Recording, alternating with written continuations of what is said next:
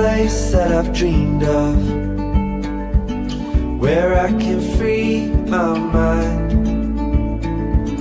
I hear the sounds of the season and lose all sense of time. Feels like we're in a dream, you know what I mean. Right there, Camp McIntosh.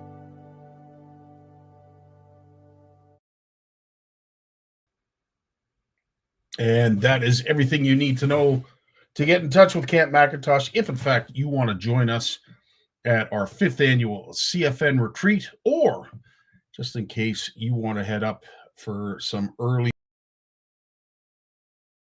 up at Camp Mac, or perhaps throughout the course of the year, if it's just somewhere that you're looking to book, Camp McIntosh is a great option. Offers some trophy fishing as well as some good eats, lots of fun, and it is a very, very unique location. How's everybody doing? Happy Monday. It is CFN Live, as it always is each and every Monday. We're so glad to have you along. For those who aren't aware, this has been our 10th anniversary. We are in the last few weeks of celebrating our 10th anniversary, and I want to thank everyone who purchased a CFN jersey. These are 10th anniversary commemorative jerseys, and unfortunately, come January 1st, these specific jerseys are no longer going to be available. So if you want one with the 10th anniversary logo on it, you're more than welcome. In 2026, they will be changing. Some of the logos might be changing, and a few other little knickknacks and add-ons. Either way, it will be a different jersey and will no longer have the 10th anniversary logo on it. So if you are looking perhaps for that last-minute Christmas gift or something that you just want to commemorate and have that's a bit of a keepsake, I can assure you that is it. Also, for all those who haven't purchased a CFN hat, or, of course, one of these sexy hoodies that our good buddy Richard Dunlop is showing off, by all means, please get a hold of Richard Dunlop. He will certainly point you in the right direction. These will still be available long after January 1st comes, and, of course, we're into 2026. Lots of things happening. Of course, our Made in Canada tackle shows are still looking for vendors, and we will get a list, and we will post it this Friday, if not earlier, on CFN to make sure that anybody who's a vendor that's looking to sell some product, or at least just do some networking and maybe show yourself off in the community, we'd love to have you, and we will have more information on that. But there's 3 shows currently right now: Chatham, Caledonia, and Kitchener, and we're hoping that all 3 are a go. It has been slow in terms of folks signing up, some a lot quicker than others. It looks like the Caledonia show is going to be a huge success. But unfortunately, Chatham and Kitchener, it is slow to see some of those vendor spots get filled in. And of course, Brad and I are going to be announcing very, very soon the Made in Canada show within the show at the Toronto Sportsman Show, as well as the Ottawa Boat and Outdoor Show. As it is right now, I believe all the vendor spots have already been taken for the Ottawa show. We will find out where and how many we have for the Toronto Sportsman Show. We're going to be reaching out to Mike momentarily within this week, to find out a little bit more in regards to what's available. I know there's a lot of buzz, lots of interest from you vendors that have been a part of the Made in Canada platform and want to also strut your stuff on the big stage, which of course is the Toronto Sportsman Show. And we will get a lot of that information for you in the coming days and weeks. Always a pleasure to see these folks join us. How you doing, Stephen? Nice to have you along. Adrian, always a pleasure to have you. Steve Shaw, yeah, baby. I figured you'd love that bass that we posted this morning for you, bud. For all you do for us, it was the least we could do for you. So hopefully you enjoyed it. Dean Howard's in the house. How you doing? Mark, I got to ask, how we doing when it comes to ice up on Nipissing? I'm hearing some great news that there might actually be some, I certainly don't want to use the word safe, but it's possible that there might be some available ice for anglers that are interested. If you can throw whatever updates that you can share, because I know there's a lot of folks chomping at the bit to get on the hard water. And I know Nipissing is one of those places that are readily available and definitely a destination for most. So I appreciate what you've shared there. That's great stuff. Love you, CFN, stepping up like you have. James is in the house. How you doing? My buddy Ed. How you doing, Ed? Always a pleasure to see you. The next one, Christian De Silva. How you doing, brother? Nice to see you, my friend. George is in the house. Always a pleasure to see you, George. Thanks so much. Lake Nipissing, come see, come sa. I'd like to say that it's a lot closer than it was last week in terms of being ready. Joe's in the house. Nice to see you, Joe. Tony, thanks for all the sharing you do, my friend. Truly appreciate it. There he is, Richard Dunlop. And, of course, Pauline. Nice to have you along, Pauline. Nice to see you as well. And interaction with, yeah, absolutely. That's awesome stuff. Folks, we got lots to discuss, lots to talk about. We're going to be bringing up Big Jim momentarily. But this episode is all about ice fishing. Obviously, with everything that's going on with the weather, this extended cold period that we're going to have after this next storm system comes through Ontario, I would say that most of the temperatures are going to plummet. Jay and I are going to be talking a lot about that in his segment. Lawrence is along as well. So I would say, without further ado, let's bring on the big man, Big Jim McLaughlin, right after this. When he was born, he tried to reel in the umbilical cord. Bass named him as their personal best. His power pole came with a stripper. Forward-facing sonar uses him to find fish. Chuck Norris is his co-angler. He is the most interesting fisherman in the world. Stay fishing, my friends. Yo. Yeah, there is the man, the myth, the legend, the one we look forward to each and every Monday, the one and only Big Hat on, look good here. McLaughlin. Yes, sir. Yes, sir. How you doing tonight, Jim? Wait, hang on. I'm not done with makeup. Oh, holy smokes. Sorry to rush you. I didn't mean to rush you like this. We'll be more prepared next Monday, I promise. Thank you. Make a note of that, Tammy. Thank you. Yeah.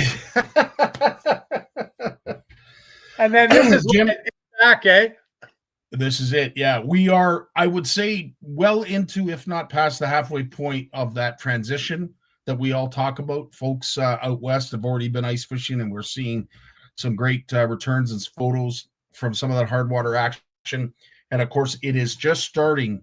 I would say it's on the cusp of starting here in Ontario and maybe Quebec for that matter as well. But with that, Jim, I can honestly say, there you go. And knock on wood, Jim, you know what we haven't heard, and I hope we don't hear all winter, is that someone has fallen through or there was a guy showed me ice. It's got to be 7 inches. Because some people questioned him on it, why are you showing those? Because it's the same shit every year, right? And somebody questioned him on it, and he put a picture of the ice, and he put his rod down and caught the first guide on it, and brought it up, and it's I would say at least 6 inches, maybe 7. Wow. So that's that's enough ice. Period. I mean, I showed you the kids skating behind the house here on the weekend. True enough. Parents out there shoveling it all off and everything else, and so it's cool. It's good. It's a little bit more of a traditional winter, but yeah, absolutely. All this cold we were supposed to get that was supposed to be minus 25 is minus 14 now, and you know what I mean? Yeah. Supposed to cool off up in Ottawa tonight, though. Minus 24. Well, and this is the thing. Like, I mean, these storms are coming through. We got a clipper coming through midweek that's going to bring us some snow. It's going to bring the temperatures up a little bit. And then after that, I don't want to say they're going to plummet because that's a little bit too dramatic, but they are definitely going to go down. It's going to extend the hard water ice growing season at night. It's here to stay now, yeah. I don't see it disappearing. And, of course, whatever snow we do get is going to only insulate the ice that we already have. So that's a plus. That's a bonus. Jim, going back a few years to when you were getting excited for ice season and you were getting prepped and you were getting ready, things might be a little bit different than they are now in terms of technology and what's available to an ice angler. Night and day. So with that being said, I'm going to use our good friend Gord Pizer's checklist This was available in Outdoor Canada. And with that, of course, someone like yourself, we're going to go through Lawrence as well as Jay. This is the checklist that we are privileged to. And it's right from Outdoor Canada, of course, provided by Gord Pizer. So with that being said, let's start with the most obvious. And of course, the most obvious is with the lunch section. So we are going to get to the food. Trust me, we will get to the food.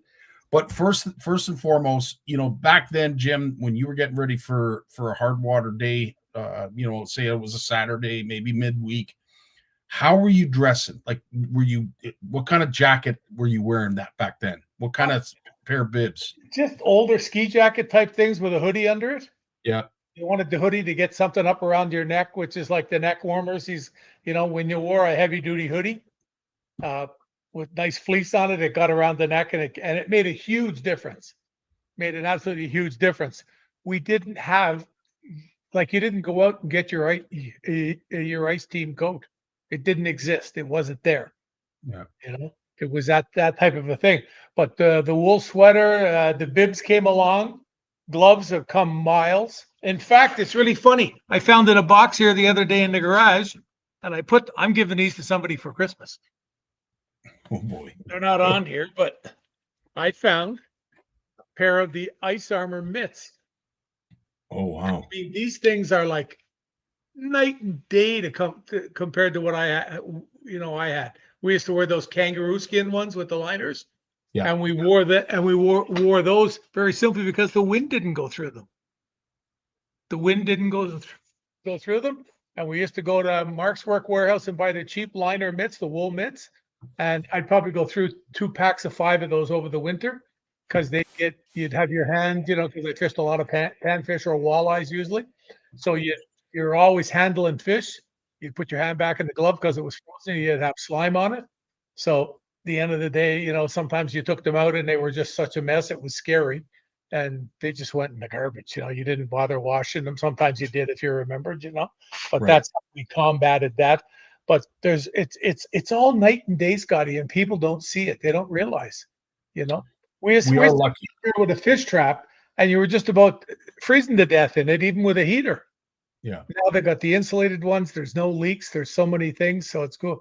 Yeah. The only thing I wouldn't have had there would have been a helmet, but most of the time we were not on, we were either driving cars or walking. And hand warmers. Hand warmers weren't something that we had back in the 80s. I think we may have started to see them in the 90s. They just started back then, but they lasted for like 15 minutes. Right. So you saved them for the ride home or the walk back. So you didn't freeze to death and they find you on the lake in the spring. One thing that I didn't see on here, which again, it holds true even with some of the new synthetic stuff that's out there, but wool socks. It's something I swear by. Cotton is killer. I love cotton, but as a sock in the wintertime, it's the worst thing you could possibly wear. Wool is something I highly recommend. But I know Jay's going to talk about a lot of the synthetic materials that are out there that, have the moisture wicking and all that stuff. But we're just talking. Scotty, a towel is like, people used to say to me, they'd get in the Voyager with me, the 2-seater, and most of them had never seen a flasher because you got to remember, I was in the growth period when they still went out in the wooden huts and got drunk, as I always joke about, They could have done that in the garage a lot easier and more comfortable. But it was something that they used to wonder why I used to have 3 or 4 or 5 towels. You always see me in the boat. When you're in the boat with me, what do I have? I have towels hanging on everything, and I have a bath towel to be sure you can always dry your hands. And we're just out in the fall. You know what I mean? And in the summertime, the towels, Jay, the towels are they're drying your hands. It's monstrous. It's monstrous. I've seen, especially when you're fishing panfish and you're hawking them out, like regularly. I never wore gloves, so it's what you do, but a towel was just indispensable. 100%. Of course, boots are important. I forget who it was. Hand warmers, obsolete. Pete, I've got the battery powered gloves as well. They they certainly come in handy. Mark talks about the boots. Back then we didn't really have a huge selection. Kodiaks were the in thing, and I know a You lot of bought folks. them, yeah, you bought them a size bigger than you wore so you could put an extra pair of socks on. Yeah, And depending on the conditions, you'd put a plastic bag on the outside. So, on the outside of the last socks that you put on, just so if you exactly. did get wet, you could, you didn't have to worry about it. When it came to clothing or garments, is there anything on the list that you would wear or bring that isn't on the list? Scotty, probably not.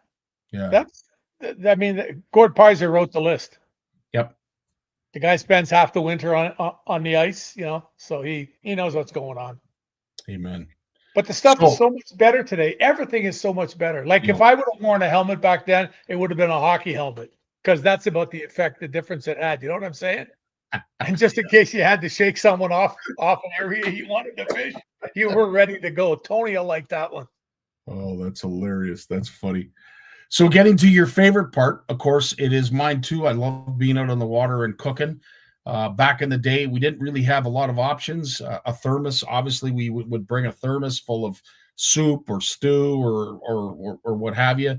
But there's so much available now, Jim. But what were some of the neat little things that knickknacks, food items that you would bring out on the ice with you? Beef jerky and egg sandwiches. Egg sandwiches. I love it. Egg Yeah. sandwiches all the way around. Used to buy them at Bennett's Bait and Tackle. Mrs. Bennett used to make them, Linda, and they were the best egg sandwiches. Boy, oh boy, I still remember that. We used to go in there and buy 3 or 4 of those. They were on the old Wonder Bread, which you shouldn't put near your body now, they tell you. And they Mhm. were $2 each, so you'd get a couple or 3 of those for the day, and a bag of beef jerky, and away you go. They'd bring a bottle of water, but it would usually freeze, so you just Mhm. got thirsty. So true. With Jay's segment, we'll get a little bit more into some of the detail when it comes to cooking apparatuses and some of the new things that are available to us. But yeah, when it comes to cooking, sometimes it's just as easy as boiling some water. There's so much you can do with boiling water, and we'll talk Yeah. about that later. As I said, as we get to Jay's segment. Now, some of the essentials. Did you ever sleep over out on the ice, Jim? Yeah, a few times. Yeah, too many beers, just passed out in the hut. No, it was- no, I never did that. I wasn't a drinker on the ice. That's why I often joked about if I wanted to drink, I'd go to the garage. It Yeah, was that the thing. I didn't think you should mix the two. But yeah. yeah, here's another list. The same thing too. Having your stuff together. I mean, look at. I mean, a battery booster. There's something new that It is. you didn't think of. It Yeah, it it it solely because back then, Jim, it would just be we would bring extra batteries, right? Like we just bring a yeah. pack of It was. batteries with us. Yeah, yeah. I Matches, mean, obviously, we'd have matches with us, yeah, whether you were a smoker or just someone that wanted to make sure that if you needed a fire, you had something readily available to start one. But yeah, in regards to you know, and then of course the tents and the huts came. Uh, Obviously, when they became more mobile, they were quite stationary back in the day, and even outfitters today still have stationary huts, but they still move them from time to time, as you know. But when was your first hut? When did you get your first portable hut? first portable hut I got that was mine. Dave Gens gave to me when the first time he came up and spent a week here with me, and he gave me the Voyager that they had, the 2-seater, Yeah. and that was before the yoke rule came in and everything for having it. And I used to pull that thing everywhere I went with like 25 feet of rope. And I don't know what it weighed, but I wouldn't want to pull it around the backyard now, let alone a mile across Big Rito or wherever we went, And on the and this is the thing. Like I saw some there's some new otter I don't know toboggans, if you will, that they've come Yep. out that you can just pimp the crap out of, whether you want to put electronics on it, whether you want to put skis on it. There's so many different things. Nick Linder showed some of the DIY things that he was doing to his otter sled, and I'll tell you, it's truly remarkable what's out there, and what's actually even more interesting is what's to come with some of these advancements. But yeah, very I'm gonna very find you cool. here. I found some pictures the other day from the ice fishing days of exactly what I used. Of course, I can't find them now. That's what happens when you have 5,000 pictures on your phone and you wonder why your phone takes a while to die. Absolutely. Oh, I don't know where it got to here, but no, like Scotty, I'm going to cycle back on it again. It's a complete different world. I see these guys out there today ice fishing, and they talk about all the little toys that they've got. Well, bring them back 25 years, 20 Yeah. years ago, and bring them out. Complete different world. 100%. It just wasn't the same. But you know what I mean? It's great that it got better. There's no ifs, ands, ors, or buts about that, because I don't know too many guys that come home from ice fishing now and they're so cold they have to strip their clothes off and get in the shower. You don't see that happen now. No. They've got huts. They've got heaters, the 100%. heater blades and everything else that they have out there. 100%. That type of stuff. I mean, they've made this stuff so much lighter. It's nowhere near as heavy as it used to be. Here we go. Here's a few here.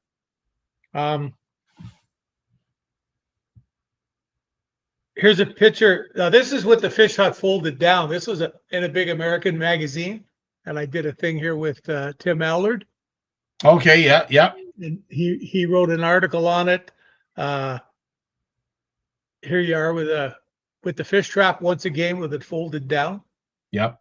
So you can sit on it. That's out of the Bay of Quinny, and here's one of my favorite things ever. Yes, absolutely. When Clam did that, I got a kick out of that. That's awesome. That was good, yeah. But there's other ones here that I have. I'll look through them here while we're chatting, trying to find them. But yeah, it's a completely different thing, Scotty. It's completely different. Like, I can't stress that to you enough. I mean, just the flash. I mean, forward-facing sonar. Yeah. What that's done to ice fishing. Amen. I'm sure it's got to be hurting the flasher business big time. And that's like huge. It has to be. I think it did, and I'm not suggesting that it's not still the way it is, and I'm sure with the advancements that we're continuing to see come from the big companies, I would imagine that technology is something that they're still yearning for the next generation of. But there is discussion now that the fish are starting to get accustomed to that pinging, and perhaps 10% of the fish have ever heard that in their life, Scotty. And you know what? It's not, and I would never disagree with you, Jim. I'm just hearing more from tournament anglers that are starting to see, because they're going to the same spot, the same thing. You know what I mean? Yeah. Well, they could be showing it to the same fish.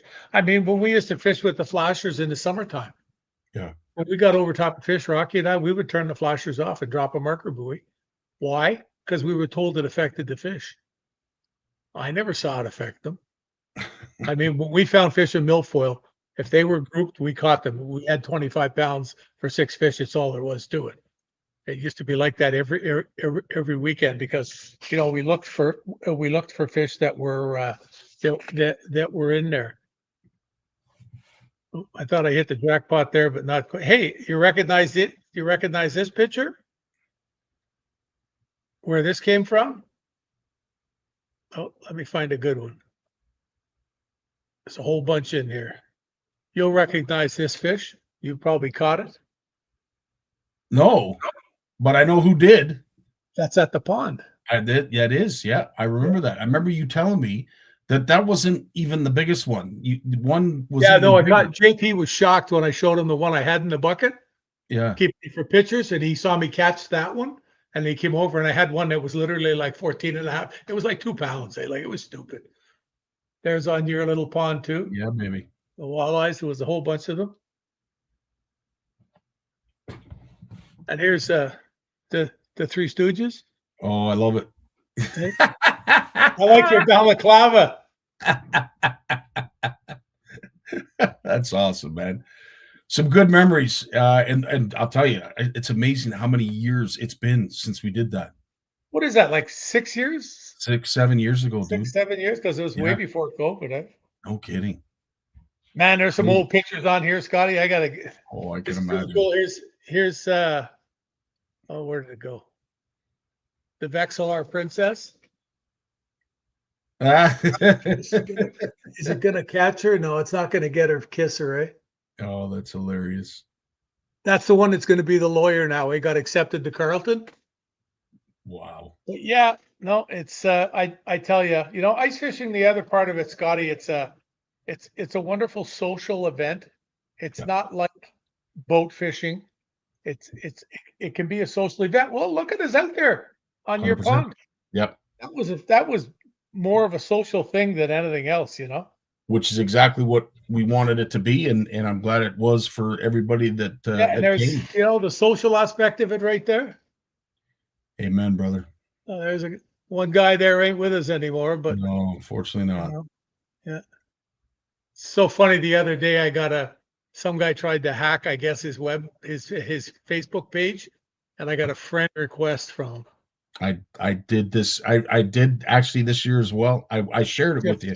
Brought my heart to my just. But yeah, no. Oh well, And and these then other of course, ones when I had. What's that? not to take you away from a trip down memory lane, but of course, the last but not least, and there wasn't as much to choose from. And if I'm wrong, you're going to correct me. But when it came to tackle options, presentations, was there way more now than there was before, or did guys do their own DIY little variations to stuff that they used during the soft water season? Did they then transfer them over to hard water? And was there any in particular that Some you of it. remember? I mean, there's so many. I mean, rods and reels. They've only gotten better. As with that, I mean, sonar, as we just talked, the sky's the limit. Minnow heads and bait and stuff like that. I was never a real minnow head type guy. I know Gord Pizer loves it, but a bit of it. Tackle bags. I had my little box with the clamp on top there, and that's what I used. You always had 2 or 3 skimmers. I don't think I really owned a rod holder. I know I used to keep some of those little when we did the clam and HT things. We used to have the little plastic ones that went on the side of the bucket, and we keep it in the front corner, just so if you wanted to put your rod down, you didn't lose it. Right. Those little plastic ones that just hook on the side of the bucket. And we'd have a couple of those, and I'd have them screwed on. I'd have a hole through the bucket, and the thing was screwed to it with a bolt, so it couldn't fall off, eh? And you'd put the rod in there if you wanted to, grab an egg sandwich or a quick drink of water. If you wanted to rig something for when you brought your line back up, we'd have a little string hanging there with one of these on it. Still here? No, they're gone. One of the little things. One of the little things with the light to make the glow in the dark stuff work. Yep. Which I always got a kick out of because it worked for about 4.5 seconds and was dark anyway. Didn't make that much of a difference. I remember Dave Gans solved that for me one day. He said, "Jim, just use the glow red and don't worry about it." And I asked him why, and he said, "Trust me." That's awesome. When Dave Gans tells you to do something, you just do it. Amen. It's that simple, eh? But just once again, going through that list there, everything is better now. Everything that was on that list is better now. It's so true. Yeah, it's just, I mean, like the industries have responded. People don't realize. I mean, God, you go into Gagnon's now or something like that. The amount of stuff that they have there, it's crazy. Yeah, The ice fishing stuff and the ice fishing stuff. The ice fishing section used to be a 4x8 sheet of pegboard. I mean, you look at the stuff that they've got now. It's so superior to what we had back then. Like little things like, I was just talking to a buddy that dropped by here today, and one of the most deadly things that's come out in recent years, I don't even remember the name of this now, was this little thing that Clam has, and it just looks like a little jigging spoon, but it's jointed in the middle. Yeah. This is they sell hundreds of thousands of these. They sell piles of them. They're just absolutely awesome. I mean, adding in tungsten and stuff like that, it's just, there's just no end to it out there. I mean, simple little thing, that's a little box, that little clam box. We didn't have stuff like this. It's just got a So few true. odds and ends in it. We didn't have stuff like that. I mean, even Vexilar has their little boxes that you can stick whatever you want in here. I've got a couple of those little Z vibes and things in here still kicking around. I mean, Yep. we didn't have stuff like this. Nobody fished a rattle bait for walleyes. A rattle bait was for smallmouth or largemouth on flats to cover a lot of water. Now they jerk them up and down underneath the boat. I just posted a jackal thing on Facebook. Go and look at it on the page and see it. And it's like a vertical jigging thing I've never seen. They use them in Japan all the time. It's on the jackal. I think it's jackal bass something or whatever. I'm not sure, but you should take a look at it. It's a really cool. It's a really, really cool page, but I'll tell you right now what it's called. It is called, jackal bass fishing. And the translation didn't work on it. Oh, it did. It works now. It's called the Speed Vibe. Wow. And it's a vertical jigging thing, and they're not using it. There's no ice. You know what I mean? These guys aren't ice fishing in Japan. At least I don't think they do. But it shows them using it vertically along some pilings and things, walking on the shore along the dock, catching the heck out of largemouths, you know. And I look at it and they show some underwater footage, and I thought, I wouldn't mind jerking that around underneath the ice, you know. Amen Just to like that. the rattle baits, eh? Nobody talked about rattle baits. It's huge, eh? And the stuff there's just more and more of it every year. They've got all these other little spoons now that have that Frostbite's got a bunch of stuff with those little flappers back and forth. The Streamside has stuff like that now. Yep. There's just so many different things. Is there I mean, anything that you could think of that has lasted through the test of time? You know, one thing that comes to my mind is the presentation of using a spoon to not only attract fish, but you know, it does through pounding it on the bottom, kicking up sediment. That is one thing that I see a lot of folks still use, that I remember my grandfather using, you know, back when I can't even remember. Stuff like that is always seen to last. Is there anything else that you can think of that has lasted the test of time? Well, yeah, the spoons. I would say, what were the big three? Like Swedish Bassmasters, Williams Whitefish the ice jig, the Williams ice jig, I think might have been close to the biggest, but that's because of the ice fishing influence in Quebec. Exactly. Rex was in Quebec. It was monstrous. I mean, when I talk about a 4x8 sheet of pegboard, you'd go to Quebec, there'd be a line of Swedish Pimples, a line of Castmasters, and there'd be like 15 lines of every color and shape and size of Williams Whitefish, you know. So it's what has shiner minnow on a hook. Yeah, live bait works. And I was going to ask you, like, is that something that was allowed back then? Did you do that a lot, Jim, where you had a rod set up with a dead sticking minnow while you did? I would do it sometimes. I would just do it with maybe about a 6-inch dace or a sucker with a small quick strike rig, and the number of big fish that I caught while fishing for bluegills or walleyes or something, the number of like 35, 40-inch pike I caught in the big Reno on that rod, all of a sudden you'd look out the window and you'd see the tip just going there, right?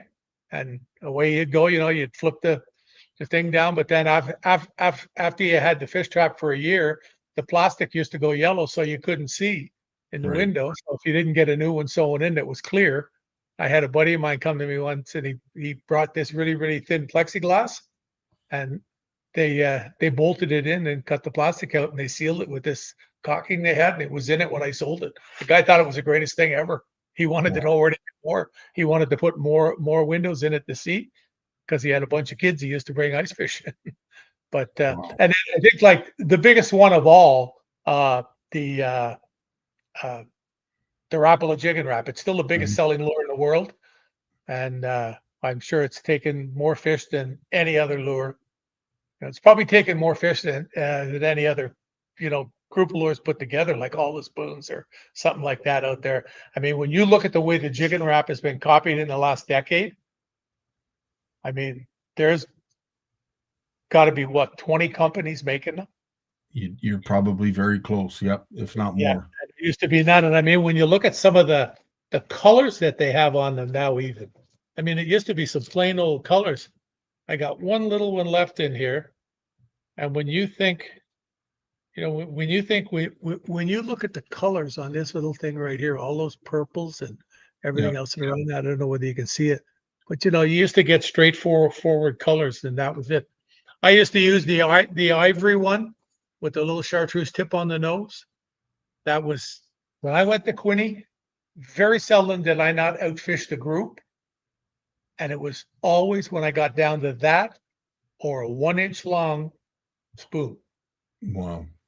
A little glow in the dark red spoon, and I got that from Dave Gens once again. When things were tough, you went to that 1-inch little spoon, and Interesting. it just worked. And the number of times I did it was scary, and it wasn't because I was a better fisherman than them. I really believe that certain lakes do have preferences of things that I don't know whether it's water clarity, the visibility, what it is. But you see professional walleye guys, and you see professional bass guys. They have boxes with lake names on them, with certain stuff in them, and that's the reason why. That Makes things like sense. that work. Yeah. Makes perfect sense. Now, last question. Put you on the spot. Was there anything that you used back in the day that is no longer available, but you wish would come back? Oh, I don't remember the name of it. When Shimano first made ice fishing rods, they made a panfish rod. Okay.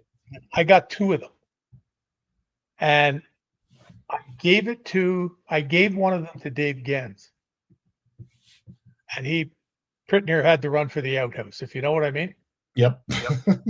Like he looked at it, he bent it, and it had a reel and a line and everything. And he just looked at me and he said to me, "Yeah, I'm using this today." And him and his fat boys, it was because that's all everybody used it for panfish in the beginning was a fat boy. I don't know how many millions of those they sold, but Yeah. I mean, he said it. He told me it was the best rod he ever used for panfish, Wow. and I think it was like 1995, and it was. It was it was the most inexpensive rod, had bent wire guides, no, that's nice to hear. You know what I'm saying, though? Yeah. Yeah. And the thing was just freaking dreamy.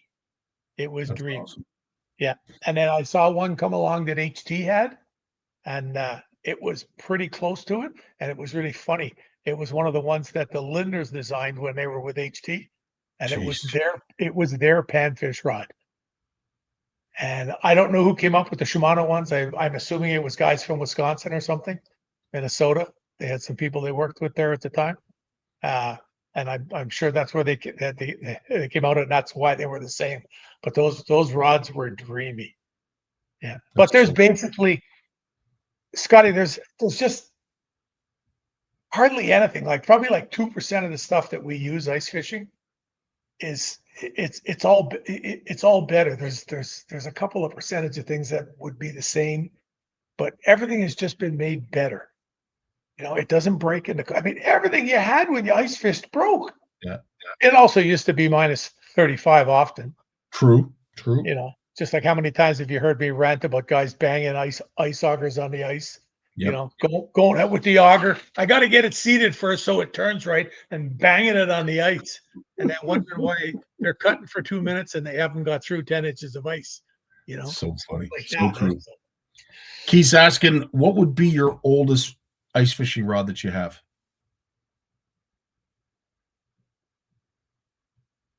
There's a broken one on one of the shelves in the garage out there.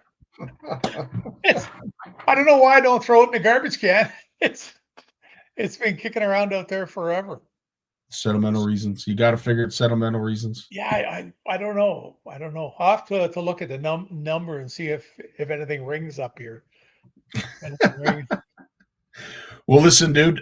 We've taken a half hour of your time. That is quite a skirt. Quite a bait. Can you imagine what's going to happen when that gets blades and everything? Because we'll take it up to about here with blades. I'm gonna dream about it tonight. I'll tell you. The boys from Dadson are gonna come apart at the seams when they see Run that. for the outhouse, as you would say. If you're a muskie, you better. That is awesome stuff. Jim, as always, my friend, thank you so much for all the time you spend with us and what you have done Captain. over the years. And we wish you well. Next week, we do have ladies' night. So it might be an opportunity for all four of us to enter into a discussion. So I'll leave you with that. And also, I will bid you farewell, but I'm sure we will talk in the coming days. We had a good chat today, buddy. We did. Ladies and fishing. Amen, brother. You take care of yourself. All the best. Be good, Slim. Take care, folks. Be safe on the ice. Amen. Amen. Don't make me have to come dig one of you up and punch you in the face. We got Lawrence coming up right after a word from our sponsor. All the best, Jimmy. Be good. What is Flash Boost? Shimano designed innovative Flash Boost technology. It keeps flashing, which attracts fish whether in a pause or while retrieving. The mirror plate, which is fixed by a spring inside the body, vibrates with the lure action to generate diffuse reflection. Even if you stop the lure action, the inner plate will move and continue to flash, giving the lure a sense of life and inviting a fish bite. This is Flash Boost.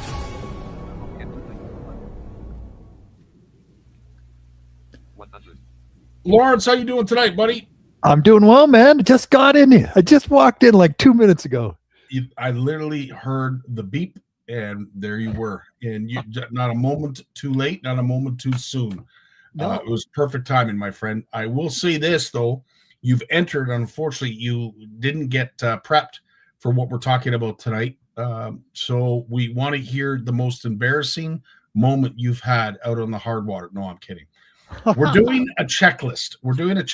And this was made available and is available in Outdoor Canada.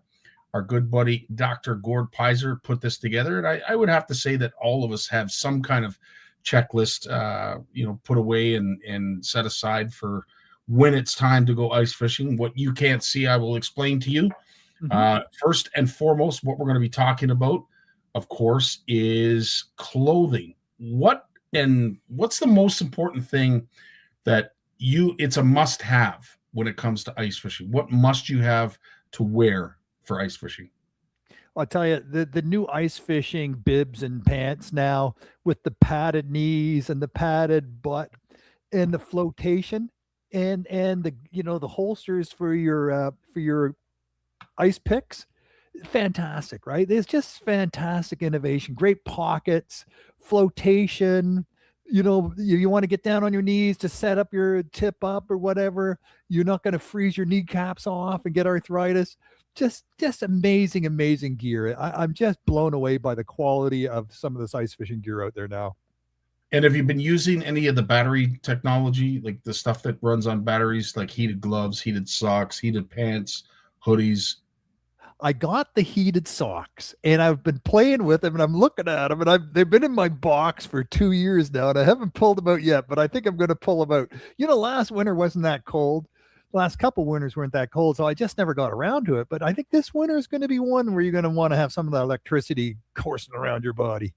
I have to say, and I bought my first pair of what I would consider reliable, heavy-duty, battery-powered gloves. I typically would buy Old Milwaukee when it came to some of the battery-powered stuff. I saw one a little bit better, and I've tried it out already, and I have to say, not only does it keep your hands warm, but they sweat. So you have if you do, and it's made by Watsco. They're readily available online, and I believe Amazon has the best deal available for them right now. I managed to buy 2 pairs for under $250, which to me I thought was a pretty good deal. Yeah. You never know what happens to them. They could get wet, they could get lost, they could fly away. So I figured I'd get 2 pair because I have a tendency of losing stuff. But yeah, I have to say, I've only worn them 2 or 3 times already. Best purchase I've had and made in a long time. When it comes to wool, are you a wool socks, a wool sweater kind of guy? Like, do you like your wool? Is there another fabric that you prefer to use? No, wool all the way, way. I wool underneath and then wool on top, and then a sort of windbreaker flotation coat on top of that. And I heard Gord Pizer say this once. It's just brilliant, when you're heading out, when you're walking out and you're drilling your holes and you're setting up all your equipment, take your coat off. Do all that sweaty work with just your wool. And the little bit of breeze just goes right through the wool, takes the moisture right off your out of your garments. So, by the time you're done setting up, and you've dried off a little bit, the moisture's left your body, it left your garments. Then you put your coat back on, and you're nice and dry and warm.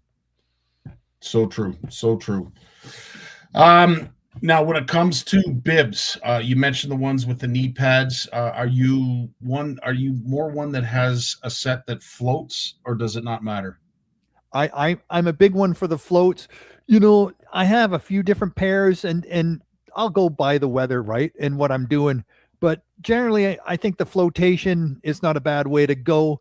At the beginning and the end of the season, it's good to have that flotation safety element involved. Once you're into like a foot and 2 feet of ice, it's at that point, it's all about just staying warm. 100%. We talked about a towel. Jim mentioned how important a towel is. Also, Gord has down helmet. And I would have to say, based on some of the stories you've shared with your buddies who left you out on the ice by yourself, not only is a helmet, but probably, one of those survival suits from Mustang or any of the other big names might be a great option, especially for you. I'm not getting one of those survival suits no, with the sewn-in mittens, the 3 Gumby finger mittens. Exactly. So with that being clothing, next and most important thing, especially when Jim and I were talking, is food. And of course, if you're someone like us that likes to do a little bit of cooking out on the ice, what are some of the things that you take along with you in order to prep food, eat food, and enjoy food? I like to keep it real simple, but I think a thermos full of hot tea. I'm a big one for that. I like to keep the hot tea just mainly first thing. You can put it into a cup, and then you can wrap your hands around that and warm up your hands with that pretty quick. And it's got a little bit of caffeine, and it just keeps you. They say in the winter time, drink cold beverages, it'll make you warm, and in the summertime, drink hot beverages, it'll make you cool. And there's something for that for sure. But I think the tea, it just when you're feeling a little bit tired in the afternoon, that midday hump, you can take a little bit of tea, and you can, like I said, it's a good way to warm up your hands and pump some caffeine into your system and get you going again. Totally agree. Jim liked his egg salad sandwiches. Is there a preference that you have food wise that you bring along with you? Yeah, I just take some regular, a nice bread, some butter, a nice couple pieces of ham on that.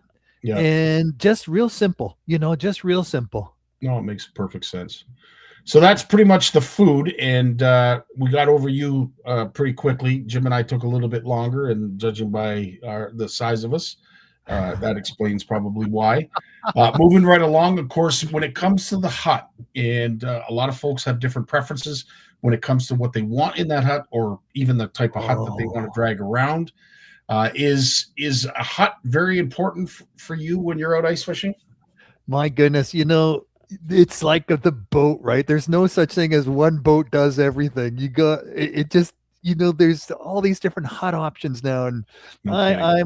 I've caved over the years. So I've got a single hut that I can pull out by myself with just the dog, and it's just a single seat flip over, throw your gear in there, not too heavy, manual auger, not, just easy peasy. And then I got just a sled with just a bucket, if I'm just going out for a walleye bite that happens for maybe 2 hours a day, and you're going out to the edge, like I'm on the Ottawa River. So you're going out into 3-4 inches of ice looking for that current break. So you get to that current break, and that's where the ice gets thin. So you got to keep it really light, right? If you want to fish that current break where the fish are going to come out of the depth and into the bay, you want to intercept them right there at that current break. 100%. And then then you're into the bigger flip over to pull behind the snowmobile. So if you're going to do a lot of covering territory, 2-up machine, you got to have a 2-up sled. but those things are too heavy to pull around by hand. So, you need a machine to pull something like that around. And then the next size up from that is your camping, hub type systems, right? With the 5-7 hub kind of units that, 102 square feet of territory in there, the diesel heater, the cots, and you can throw that. I've got one of those 8-foot sleds. I can throw that in there. I can throw some flooring in there, some seats, some cots, sleeping bags, the diesel heater, all the equipment, and just haul that out on the ice and set up for a couple of days. And I think what's interesting when you hear about all these campers is no one talks about, where do you go to the bathroom? You're out there for, 36 hours. People are going to the bathroom. People need to talk more about what they're doing about that. And there's some good systems out there, but you have to do some research. And you watch the YouTube videos, no one talks about any of that stuff, right? But it's happening. It's natural. It's normal. So I have a little privacy shelter. If we're going to have a group out there, I pop up the privacy outhouse shelter and pop in the bucket with the bags and the seat. And you just do it in the bucket. And at the end of the day, you just tie up the bag and it freezes in there and you throw it in the green bin. It's so true. It's one thing that we have not discussed at great length or even at all in all of our ice fishing segments that we've done. I don't think we've ever discussed that. So yeah, 100%. We don't want to leave it out on the ice. And for those who are in the midst of eating dinner or haven't eaten dinner like me, it's a tough one to stomach, but yeah, you don't want to leave that nonsense out on the ice. No. We certainly want to keep things clean, but to your point, 5-gallon pail goes a long way. Yeah, and you just get the little snap-on seat that fits on the top of it, and some good heavy-duty, medium-sized bags with the tie loops. You double those up, and it all freezes in there, and then you tie it up, and you pop it out, and you can throw that in the green bin, right? You're allowed to throw that in the green bin. 100%. Now, for heat, what are you typically using for heat? Are you using the Bubba's? What type of heater do you use? All those Martins and big boys and medium boys, but all that propane stuff, it drives me nuts, because as soon as that propane container starts to run down and it starts to sputter a little bit, and then you got the CO2 and the unburnt gas, and your eyes are getting red and itchy, and you start getting a little bit of a headache, and all the moisture that builds up inside your shelter. I tell you, these new diesel heaters, they're all the rage, right? You have to have a battery. But mine, you can get 48 hours out of 2 or 3 gallons of diesel fuel and one 12-volt battery, and it's a nice dry heat. It takes the air in, heats it, puts it back out. You can put these things on the outside of your tent, and they just do a wonderful job heating up. Yeah, there's lots of them available. We'll probably talk a little bit about them during Jay's segment, but yeah, in terms of heaters, there's so many to choose from. All the way from Mr. Heater to whatever candles folks are selling these days. And it's amazing that, when it comes to heat, and especially how insulated some of these huts are, you don't need a lot of heat, or at least your source of heat doesn't have to be that incredible in order to warm the. No, you don't. You really don't. Because you're going to end up with a lake inside your shelter. You got 2 inches. You're melting all the snow on top of the ice. You got 2 inches of water after 24 hours. Everything's floating. It's annoying. So you got to you have to have a way of moderating and managing your heat. And if you're going to sleep in there, you don't want to wake up with a CO2 issue. You don't want to wake up with the CO2 sputtering and you feel like crap and you got a headache. I tell you, these diesel heaters, they hit the market last year. They were really getting popular, and they got so popular by January, they went on Amazon. They went from $120 to $360. Yeah. And now if you go on Amazon now, they're back down to $120 again. So there's if you're deals, they were Black Friday deals that were available, that they were literally giving these things away. And is that right? The technology behind them, especially you speak of Amazon, there were some incredible deals for some of these portable heaters. Something that was mentioned, and Steve Shaw mentioned it earlier, is the importance of carbon monoxide detector. Is that something that you would take with you regularly? Well, some of the better propane heaters have that built into them already, but you can get a CO2 detector and a flame, smoke CO2. And if you're going to camp on the ice, you definitely want to bring something like that, because you're in there, and yeah, you just don't want to take chances. And for $20, it's no big deal. Just throw it and stick it in one of your nets, and it's 100%. there, and you got that bit of security. So, based on the list here, match is a good thing to have. Heater bags, yep, absolutely. Battery booster was something that Gord threw down on this list. Now, when it comes to your drill, what do you prefer? Gas powered, propane powered, electric, or do you like the old fashioned? I have, 3 of those. I have manuals. I always bring a manual because the technology is always going to fail, so you always have a manual. It's always good to have a manual, and it's not that much to add to. If you're going out, and you're going to invest the time to go out and go all that distance, it's just it kills you if your auger doesn't start. The gas auger I don't take out anymore.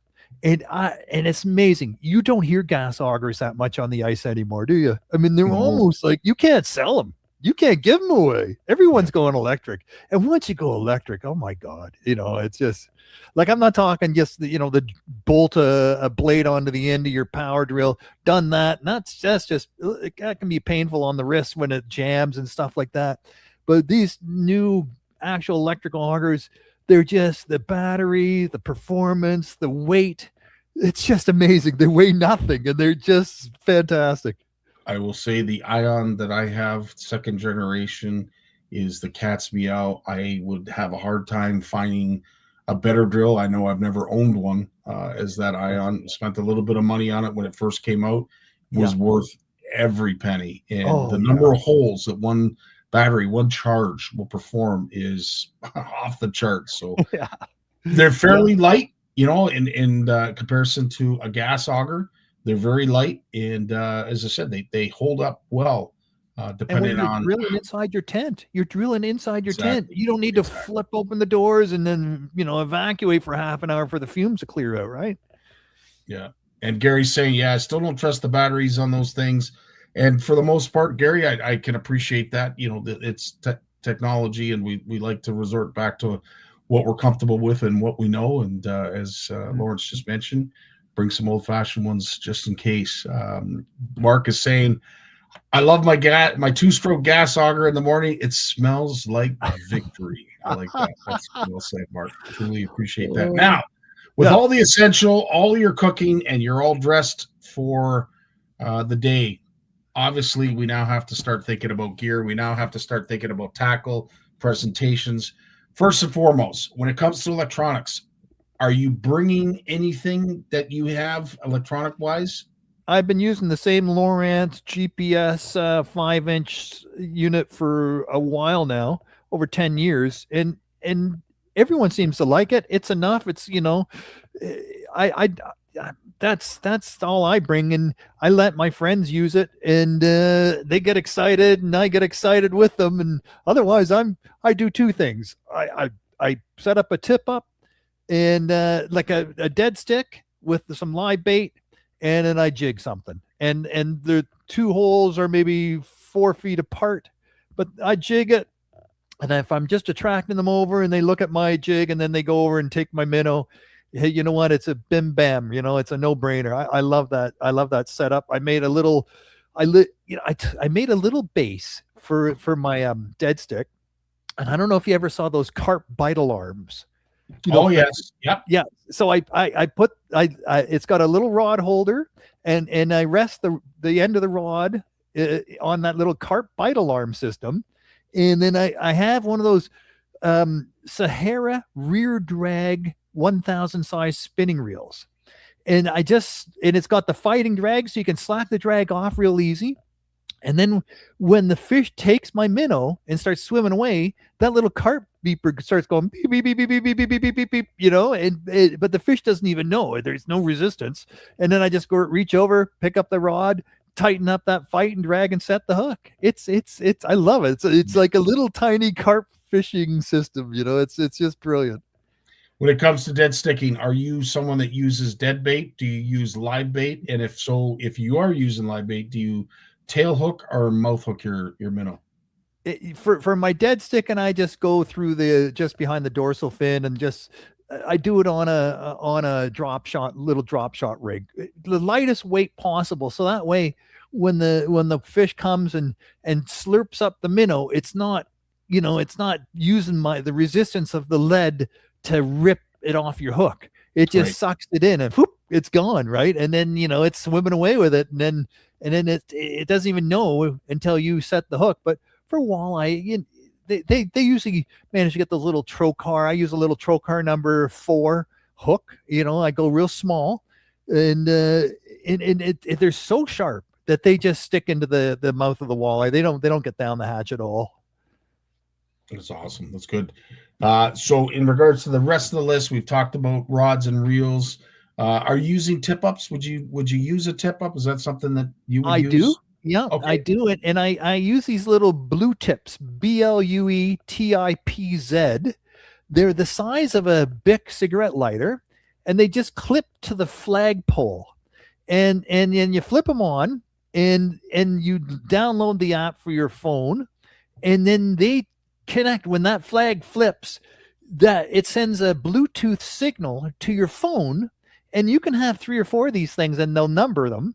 And then if it's at night, when the thing flips up, there's a blue light that starts flashing out of that little cigarette lighter thingy.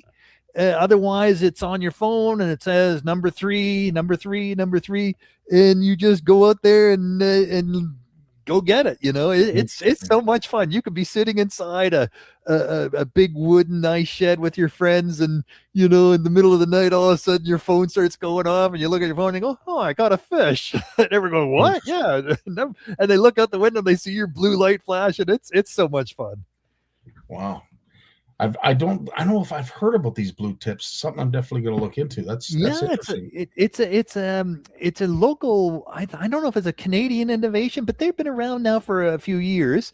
I got the repeater box as well, and that works pretty well. It gives a little more range, but you don't need to. The little cigarette lighter thing itself is maybe $25. And I've never replaced the batteries on them. They're just absolutely brilliant. Love it. And Jay would agree with you. He's going to find out a little bit more about it as well. So we're looking forward to, if anybody has a link, please go ahead and share it in the comments. So some of the other things, we've talked about rod and reels. We've talked about sonar. We've talked about minnows, tackle bags. Obviously, you're going to bring all your tackle, skimmers, to clean your hole. Rod holders is something that Gord mentioned. One thing that we didn't mention, and it's more in the essentials, of course, is a good spud bar. Obviously, that is a must for the whole time that we're trekking out there. Is there anything else that we haven't spoke of that you like bringing out on the hard water with you? Well, I think your spikes, your ice spot, your spuds, you need to have that safety equipment. You need to keep it on your body. Any time of the year. It's simple safety gear. Fraybill built the holsters in so you could put the accordion string around the back of your neck, under your hood, and then you'd have them both right there just above your upper pockets, launched just in little holsters, and you could pull them out. They're super handy. And ice picks, and it just it just makes so much sense to have that technology handy, and no one should be on the ice without that. 100%. Are you? Have you got any hard water trips planned, Lawrence? Looking at booking the Tom Cod on the St. Lawrence River and bringing the grandchildren out for that. That's so much fun. It's a festival. There's thousands of people out there, hundreds of outfitters. They set up. You book it. You get the hut for 8 hours. They book these things 24 hours a day, and everything's provided. All the equipment, everything you need. And it's just a big slot down the middle of the floor with benches on each side, and these little tip ups that all lined up in front of everybody. And it's just, kids love it. They watch the little tip rods are flipping up, and then they grab the line and set the hook and pull these little tom cod out. It's just so much fun. That's awesome stuff. Thanks, Steve. He's right on it. He's got the blue tips link here with a review. So anybody that's looking to use something that Lawrence loves and could not be without, by all means, head over to that link. And outside of that, I think that's just about everything we've covered. Is there anything that we've forgotten when it comes to hard water and Lawrence Gunther? Mike, at the cost of ice fishing, it can just go through the roof. And I was out with a friend last year, and these three young guys, maybe they weren't barely over 20. They had nothing. They had a manual auger, some ice fishing rods, and a bit of tackle, and they had forward-facing sonar. Right? That's where they put their money, into the forward-facing sonar. Yeah. But that's all they own. No shelters, no heaters, no electric augers. And you think about it, man. People invest in this so much into ice fishing. I don't know. I think you can do as little and as much as you want. And I sometimes I'm so proud, when I just go up with a bucket and a sled and a buddy, and that's it, and we go up and catch some beautiful walleye in the afternoon. I think, simple, easy, and an amazing afternoon on the water. It can be that simple. You don't need to overcomplicate things. Just use the knowledge and go where you know what works, and rinse and repeat. If you're going to go under new bodies of water and investigate, you might need a little bit more. And if you're going to invest that kind of time and effort to go somewhere far, far away, maybe it's worth investing a little bit more in the equipment, or just get a good outfitter and have them show you where to go. It's just, the options are limitless, but it's everything from very little money to all the money in the world. It's did you see that vehicle they made, that 4-wheel drive vehicle that 4 people could sit on, and it's got the holes in the floor? You don't even get out of the vehicle. You just sit there in these bass chairs on this machine, and you just stop, you drill the holes, and you fish right while you're sitting on top of this machine. They cost $100,000. Yeah. I need 3 of them. No, we see the gentleman every year at the shows. Yeah. And we always ask, how you make it out. And it is a tough sell because it is a big ticket item, but certainly handy. And he's selling them. He's my brother's neighbor in Kitchener, or in in Waterloo. Yeah, he's my brother's neighbor. They live 2 houses apart. No way. This guy's selling these machines, man. He's selling them. That's so awesome. I'm glad to hear that, because as I said, he's a fantastic, energetic as all get out. Yeah, I tell you, he runs on high stock batteries, because the boy is just 100 miles an hour in all directions. But it's a safety first machine. First and foremost, it's designed for safety. Yeah. But with that being said, it's got everything that you could possibly want when it comes to comfort. It's completely sealable, so if you do have a heater or what have you, you can all stay warm inside. But if the ice shifts, if you get into a pressure crack or you break through, it has the ability to crawl back out on the ice, keep you nice and dry. And as I said, it's all about safety. And for those who have that kind of disposable income, it is definitely something you might want to consider. Yeah, I agree. And if you're taking, high-end clients out on the ice as an outfitter, and you can charge good money, you offer that sort of premium service. Heck, I remember when Yannick here in Ottawa started building those 22-foot long wooden ice shacks that could sleep six to 8 people. And he's renting them out for $500 a night. And I said, "Who's paying that?" And he goes, "They're all rented every weekend for the rest of the winter." People love them. They just come with their friends, and they split it up, and they just have a great time out here. And he was right. I mean, he's got out of it now. The winters were getting shorter and shorter, and it was just too frustrating for him to haul these big things out there and then haul them back in and haul them back out again. And as the ice freezes and thaws and freezes and thaws, and so he's sold everything off now. He's not doing the ice fishing outfitting anymore. But I think, further north, it's there's still options for that. If there's still opportunities for all that kind of fun, for sure. 100%. What's upcoming in Bluefish Canada, Bluefish Radio? Anything you're working on that you wanted to share with us before we let you go? Yeah, we got the newsletter coming out in the next couple days. I got another podcast interview tomorrow. I've got my friend Lee Wilbanks from River Talks. It's a nonprofit organization in the States. And these guys are promoting the idea of giving river rights, like they did in Quebec with the Magpie River, and like they're talking about with Rice Lake in Ontario. I wanted to hear from Lee and hear from him why we need this, why do we need this, and why now. And so stay tuned for that. Also, just talked to Sean Simmons from Angler Atlas and My Catch. So that podcast will be out shortly. And we talk about all the research he's collecting and all the other community science data that's been collected by all of these researchers and nonprofit organizations, and they got all this data stored on their websites and databases, and how artificial intelligence might be able to at some point be able to tap into all that amazing knowledge to the point where we can just say, hey, what's the fishing like on this lake, and who should I contact and what should I bring? And AI will go out and it knows exactly all the databases of all the anglers and all the researchers that have anything to do about that lake, and it'll pull it all together for you and give you a real good, solid, deep dive. Look, I'm a blind person. AI is something super important to blind people because we all want to be able to use it to see. We all want to be able to wear those glasses with the little cameras in them and say, hey, what's in front of me? And, I don't know a single blind person that hasn't bought those glasses now. I bought a pair, and oh my God, they hallucinate like crap, man. They make shit up all the time. I don't trust myself. No blind person trusts those glasses to get around safely. That's for sure. They're just full of crap.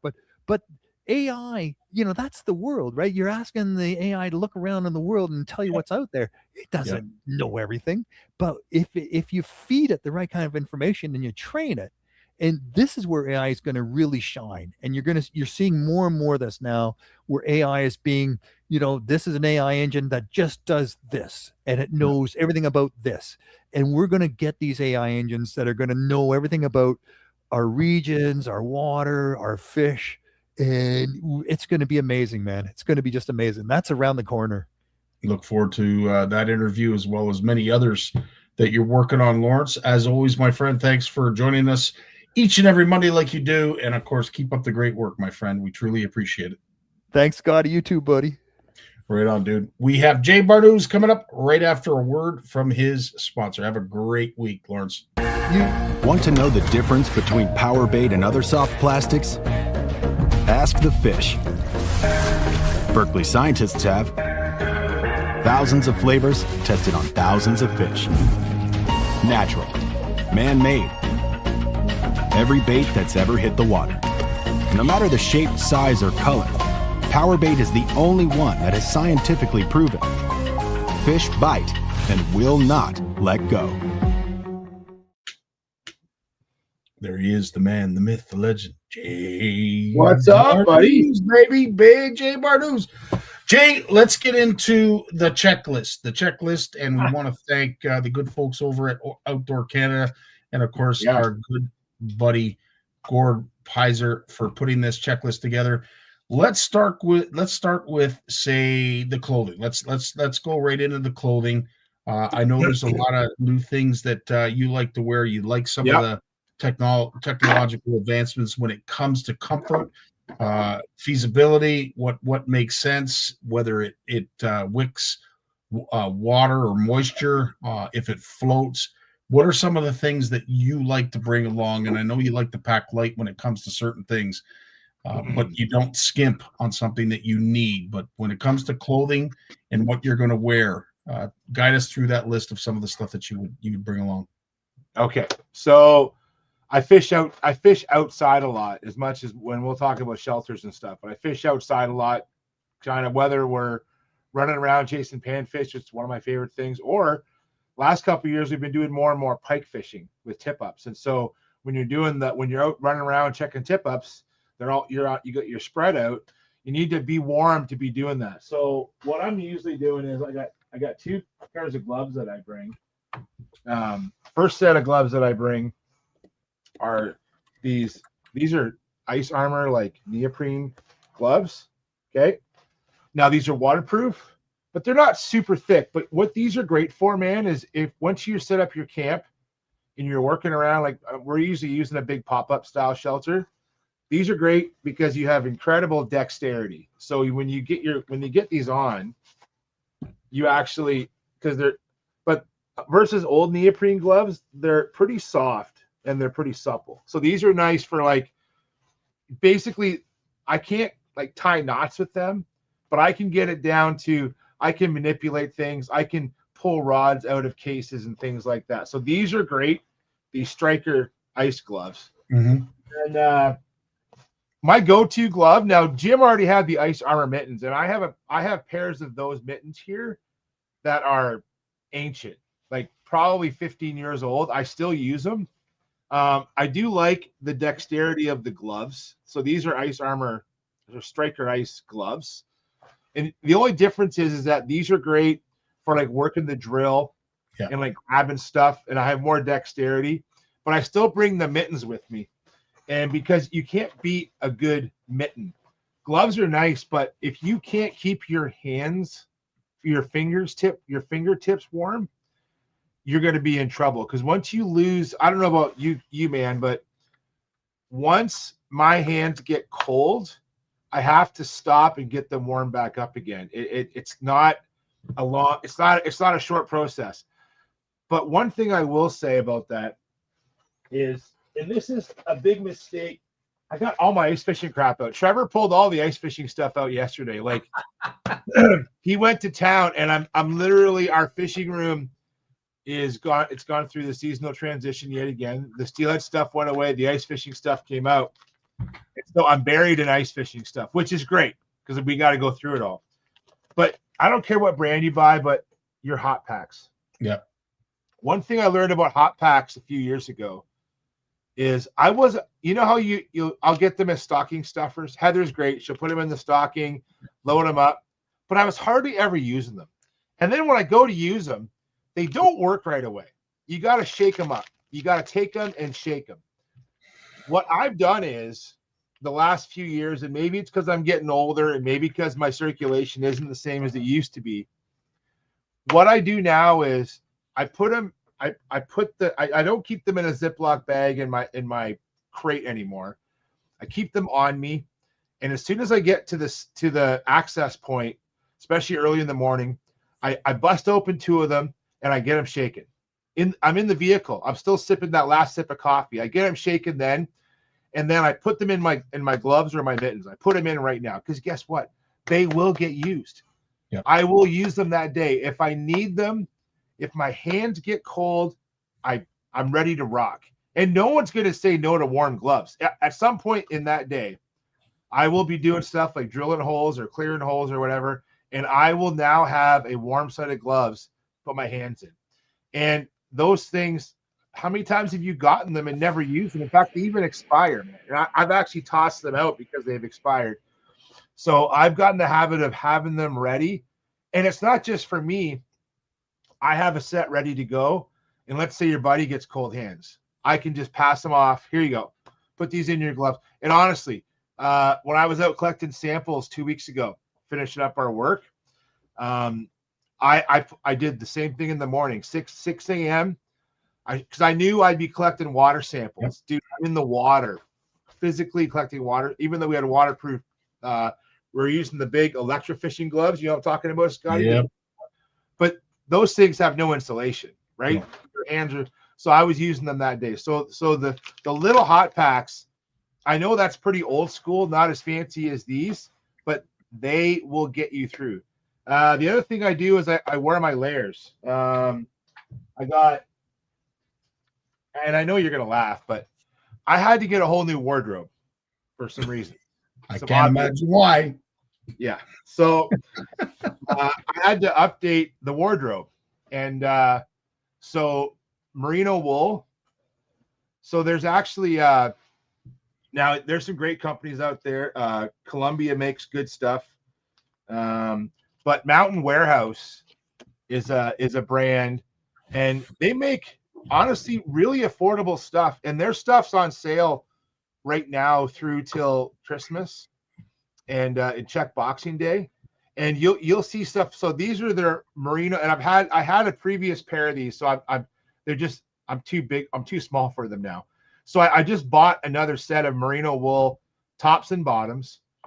And then their pants, they make like a quick dry pants with a fleece. It's a fleece lined pants. Mm-hmm. So if I put the merino wool base layer inside those fleece lined pants, then I put my bibs on and my striker suit over top of that, I have not been cold in years with that setup. So it's 3 layers: base layer, fleece lined pants, and then the Gore-Tex suit. And even if I'm not wearing the Gore-Tex suit, I'll wear the floater suit. Like, it depends on the situation. A lot of times if we're going to Quinny and I'm not sure about the ice, I'll wear the floater suit. My striker suit is great. It's got flotation in it, but when it comes to safety, man, you can't beat a good floater suit, right? So you think about that, Jay. Like, I mean, what you just described is the equivalent for us back in the day, wearing our long underwear, probably a pair of pants, depending on what we chose. We'd probably put on a pair, maybe some bibs. Maybe it'd be, something we would use at work. So it'd be like a one piece where you'd zip up. I just think about, with all the sweat, all the perspiration, water, just because it's ice fishing, that used to get heavy carrying all that around. What you just described is probably about a third the weight from what we typically would have used back in the day. Yeah, like Heather's in the next room, and we used to wear like Carhartt pants. Yeah. Like a tough duck, the tough duck suit. Like, I remember going steelheading with my Carhartt suit on like -20 weather, like at the Ganny. This is back in the mid 90s. And like standing there in my Carhartt suit, and I had the full work suit, like it zipped right up, and the hood was tiny on it. Like you had to wedge it onto your, you know what I mean? Like you could barely wear it. Literally, I looked like this. Like it was like you wedged yourself in there, and then it didn't breathe at all. So as you're breathing, like you had icicles just forming all over your face, right? Because the condensation. And I wore that suit for years and years. And then now with, and then we get to flotation suits, and now we get into these Gore-Tex suits with float. Now, I want everyone to know that these Gore-Tex suits are great because they're breathable. And so when you overheat in them, you can overheat in them still if you overexert yourself, but because the moisture can go, you don't get that moisture in the suit for long. And in fact, if you have I love the pop-ups too, because you have you can spread out inside, right? So I can take my jacket off. I actually bring little, they're just little hangers, like little S hangers that you buy for your shower stall, at camp. So we can take our jackets off and hang them from the top of the shanty, so that you can just let the moisture just kind of evaporate a bit. So when you got your trek back in at the end of the day, you have almost a dry jacket. The bibs rarely come off, but the jacket, I'll take my jacket on and off all day in our pop-up. In our pop-up, it's a 450 XD from Eskimo. We've had it for a few years now. It's the first one that came out with the full-size door, right? Where you didn't have to climb in, like you could actually walk in. And that's why we bought it, and it's still holding up. It's a great product. Shout out to Eskimo. No affiliation, but they make a great product. And I can fit easily 2 of us in there with our Smitty sled. So the door's big enough. I can pull the whole sled in. I don't have to unpack anything, which is great. And so you pull the whole sled in, you can sit down. But if I have 3 guys, I can fit 3 guys in there comfortably. No sled. Sled stays out. Yeah. And if I have to, I can do 4 guys in there, but you're back to back to back to back. Does that make sense, Scotty? Yep, like you're 100%. tight. I could have, if I would have gone bigger though, it would have been like a monstrosity. Now, if I would have gone bigger, now we're an ice camping setup. We haven't quite got there yet. And that's probably something that we'll do. But we don't use machines where we live. It's the ice down here is so inconsistent that we don't use machines a lot. Like I know some guys that do, and kudos to them. But most years, for me to invest in any kind of machine doesn't make a lot of sense because I would not get a lot of use out of it most winters. Right. So we're on foot. So we pack light best we can. So these breathable suits, and breathable clothing, and again, for the clothing too, because most weekends have 2 days in it. Don't buy one pair of don't buy one base layer, buy 2 pairs of base layers, buy 2 pairs of pants, buy 2 hoodies with the fleece liner. And again, like Steve mentioned, how cheap they are for Mountain Warehouse. They're great. And I'll tell you, it's just then you're good for the whole weekend, man. Because if not, you put on that stuff you wore on the day before, it's not going to keep you as warm. So I tend to have 2 of everything when it comes to clothing, because I just want to be ready. So and do you agree with Jay? Like typically your base layer is a little bit tighter as you get out to, closer to the atmosphere. Stuff's getting a lot looser, so it can trap some of that heat in. Yeah. So what I find is, I have Under Armour base layers that are really tight. Yep. And I actually like the merino wool ones because they actually fit loose, they fit like a sock. The Under Armour ones are like compression suits, right? And well, one, trying to get in a pair of those things at 3 a.m. sucks. Like, let's be honest. Yep. And also too, I'm driving to the lake. Like, I'm not going to get dressed when I get there. Like, other than putting my suit on, I kind of want to dress not super heavy till I get there. So I find these merino wool ones, they just honestly match up the best, man. Like, they're not super tight, but but they're light and they're warm. And same for socks. So for my socks, I'm using, and actually I still wear some of them. Redhead from Bass Pro. Yeah. Used to make, like, they were like $20 a pair, and they're merino wool. They were like almost knee high, but not quite, I guess, up to my calf. And dude, you buy the thin layer socks, like the polypropylene liners, and then you put those merino wool socks over. And I saw somebody post the link in here to the Baffin Titans. Mark Wolf posted it. So, and there's, think about winter boots. Winter boots are like pickup trucks. Everyone has their favorite brand. Yeah. I have the Baffin Titans. They are a heavier boot, I will admit. But their liners are so thick, and it'll say -100. I don't care what it says. Doesn't matter. What I love about their boots is, 1, they hold up. 2, they're so thick on the bottom. The thing about the boot liners that's important is you want that insulation from the ice. And so when you read -40, -70, -100, whatever the rating is, it's going to have to do with the thickness of the liner on the bottom of the boot. The thicker the liner on the bottom, the further you are away from the surface of the ice, the warmer your feet will be. And again, let's go back to those hand warmers. There's feet warmers too. And in fact, I like to use the feet warmers for all things warming, because the feet warmers are a larger package, right? Mm-hmm. And they have a little Velcro on them that'll stick like to your socks. So I usually put them like, actually not under my foot, but on top, over my, like the top of my foot where the circulation is, help the blood flow. And the same with my hand. I'll put them right on top of my hand and like seal them in my glove so they stay right put, and then they're not sliding around inside. But if you have a Baffin Titan with the merino socks and a heat pack inside those, I don't know where you'd be fishing where you'd be get cold. I don't know. Yeah. No, so, good point. George has a bit of a different chart for the folks up north. 0 to -7 means a t-shirt. -8 to -20, add a hooded sweater, and below -20, stay in the truck and use the intermittent wipers to jig. Good tip. Like that, George. The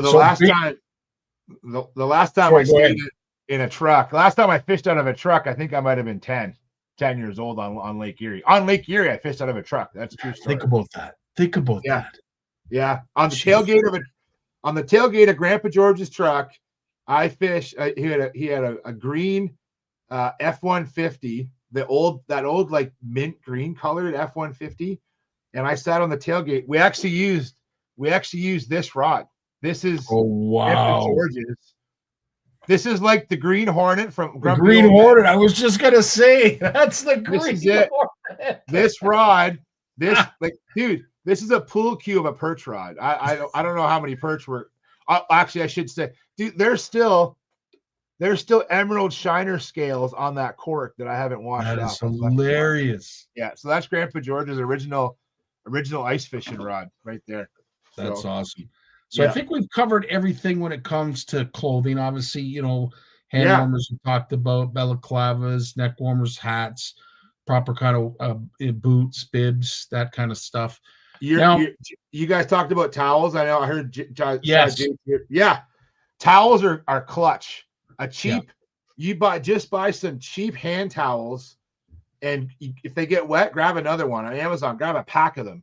They're great, especially if you're fishing with live bait. Like if you're running tip ups and you're getting your hands wet, man, a towel is just a cheap one. One of the best things out there. Yeah, 100%. Now we're going to get into the cooking. Obviously, if you are doing overnighters or you're going to be out there for a long period of time, food is something that we all need and we all enjoy when we're out in the hard water. Is there anything that you prefer yourself, Jay? So I got into this thing a couple years ago with my new diet regimen, and honestly, this is I can feed some serious guys doing this, and it's great because it's like lunch to go or breakfast to go, it doesn't matter. So what it is, and we'll do this soon here, is I make breakfast burritos, and I will make about 30 or 40 of them, and we freeze them here, and then we'll grab like 2 each for the day. So each one, and this is me, I'm gonna nerd right out for you, man. I'm counting my macros on this. Like I'm doing it. I'm dialed. This is about 500 calories. And it's basically a breakfast burrito. So I buy the biggest tortillas you can get. They're like 200 calories, and then I'm jamming this thing with eggs and bacon and cheese, and we roll it up. We wrap it in tin foil, and I freeze it in the freezer. Now I will take them out the night before, and I'll stick 4 or 5 of them in the fridge so they'll thaw a little bit. And then all we do is just throw them on the buddy heater, man. Like we're not too elaborate. Like I love a good cookout on the ice, but for us, that is what we do. And then in the morning, we do a big for the trip to the lake. I do a big smoothie, like high calorie, dude. Like we're going. It's got powdered protein, but we got peanut butter, we got milk in there, we got it's like 600, 700 calories. Like, and I know for all folks listening, they're like, why is this guy counting calories? I'm telling you, I've been counting my calories for 2 years and it's paid off. But I don't want to go back to just eating Snickers and that when I'm out on the ice. And I'll be honest, man, eating well, if you can, when you're out doing that kind of stuff, it's so important. And you have so much energy because we're on foot, dude. We're hauling ass, dragging this equipment around. Yeah. I got to keep up with these young guys who, I know that Trevor could eat a bag of Doritos and outwork me some days. Like that's just going to happen. The kid's an animal. But a big smoothie in the morning and a couple of breakfast burritos to keep you. And again, breakfast burrito, that's the name of it. I'm eating them at 7 a.m., at 10 a.m., at 2 p.m. Doesn't matter. Those burritos are just clutch. And that gets you through the day. But we've also done a really cheap and easy thing to do for a lot of folks. And especially if you have kids, because all kids love this. And in fact, Stephanie still requests this: pizza pockets. Yep. Go get yourself some pizza pockets, rip them out of their plastic liners, pre-wrap them in tin foil, and throw them on a warm stove, like a buddy heater. And pizza pockets are clutch. Having a warm meal on the ice is next level. Like I will eat some beef jerky and I will do those things, Scotty, but a warm pizza pocket, or I don't know, something about, maybe it's the warm cheese. I just love a good cheesy something on the ice when I'm out there fishing. So now I got to do a little bit more ice fishing, I think, with Richard. He likes holy crap, Richard, yeah. Holy smokes, that's extravagant. To quote, I don't mind mushrooms, but to quote my good buddy Scott from university, if I wanted mushrooms, I'd lick my shower. That's what he'd always tell me. So. And if you knew my buddy Scott's shower, you'd know his shower curtain had a good mushroom supply on it. It was gross, but anyways, yeah, that's good.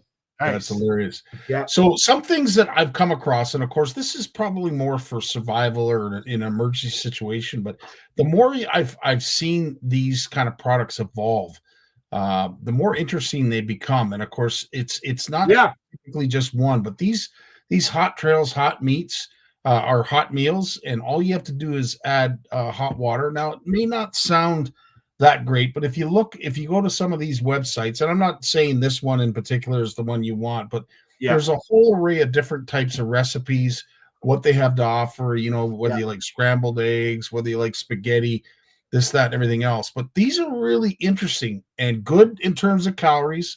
Don't have a whole lot of chemicals or byproducts.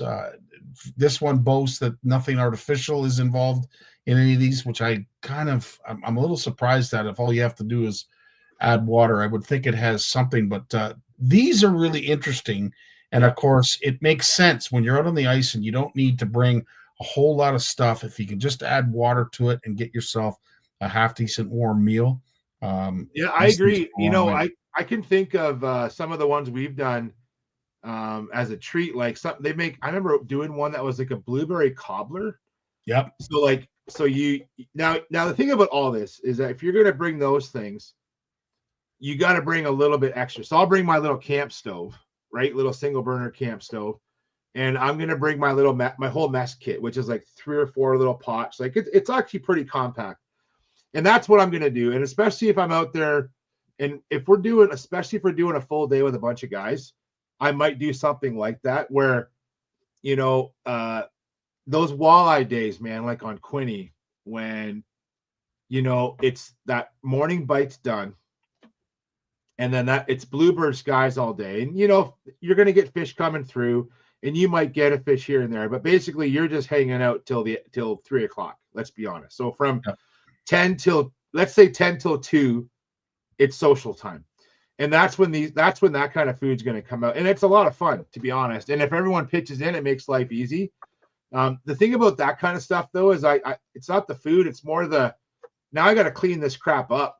And I don't like cleaning up. I'll do dishes at home. I don't mind helping out at home, but I don't like doing dishes on the ice and having to worry about it. So it's one more thing I got to do when I get home. But dude, they're yummy, and I recommend people try them. I've done it for years camping, and I won't live on those for the weekend, but they are good. Yeah, pepperettes, absolutely. Like, pepperettes. Yeah, they're like dynamite for some of us old guys that have a little bit of the irritable bowel syndrome. There's been a few stories that I'd rather not talk about that those pepperettes engaged chaos, and it didn't take long for that to happen. Speaking of dishes, some good kielbasa. Usually kielbasa is pretty neutral. Amen. Amen. Yeah.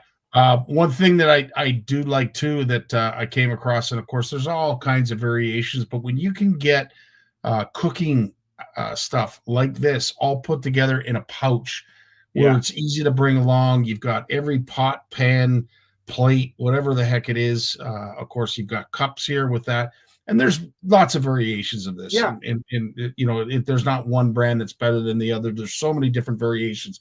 But to your point, Jay, this is everything that I could think of that I could possibly want. If I'm doing soup, if I'm doing chili, pork and beans, anything like that, something this simple that's put together in a small little pack like that goes a long way. And then, as he said, you can put this all in the bag, bring it home, and do the dishes later. So and that's kind of what I was talking about. Everything's next to self-contained, and it's even a can of stew with as long as you buy the right can, you don't need a can opener to open it. And if you don't remember how to use a can opener, it's funny. I've ran into some guys the last 2 years who they didn't know how to use like a Swiss Army knife can opener, or didn't have a can opener at all. So I had to pull out, dig for my old Swiss Army knife in the bottom of my bin and be like, I'll open that for you. Because I remember, dude, in college, I didn't have a can opener. I had my Swiss Army knife my first year at college, and I was cracking open my chunky soup with my can opener, right? So, yeah. Sometimes we had to improvise in order to get fed. Yeah, no doubt about it. Yeah. So I think we've covered clothing. Yeah. We've now just covered cooking. Is there anything else that you wanted to mention in regards to food that you would bring out on the ice? No, we covered it. Let's get to the essentials. And of course, a safety bag is extremely important, making sure that you have a first aid kit, As Steve mentioned, a carbon monoxide detector, that kind of stuff. If we're planning to sleep out on the ice, and I forget who it was that mentioned it. Is there too long to be out on the ice if you're sleeping over? Like, should we limit it to a day or two, or is there too No, long? I don't think so. I think as long as this whole ice camping thing is really new, right? So staying out there is new. And so I think I was even watching a video with Jay Siemens about, on Lake Winnipeg, they've just allowed overnight accommodations. They just allowed it on Lake Winnipeg. I had no idea that was a thing, that it wasn't allowed there. So I didn't know that either. Yeah, it's very new on Lake Winnipeg. Now, Lake Winnipeg is a pretty wild place. Like, remember, it's basically a river, right? Like it's not like Nipissing. Well, Nipissing is also flowing through, but from what I've seen on Lake Winnipeg, the ice it's not, I don't want to say unstable, but it's a lot more dynamic on Lake Winnipeg from what I've read than on Nipissing. So maybe being overnight was a risk, but as long as we manage it and guys aren't being slobs out there, I don't think it's a big deal. But George touched on it here. Like, you talked about cooking stuff, but like, this is how much stuff are you going to bring? Like, as much as ice camping is fun, now we're at a whole new level of crap. Like, I don't even know.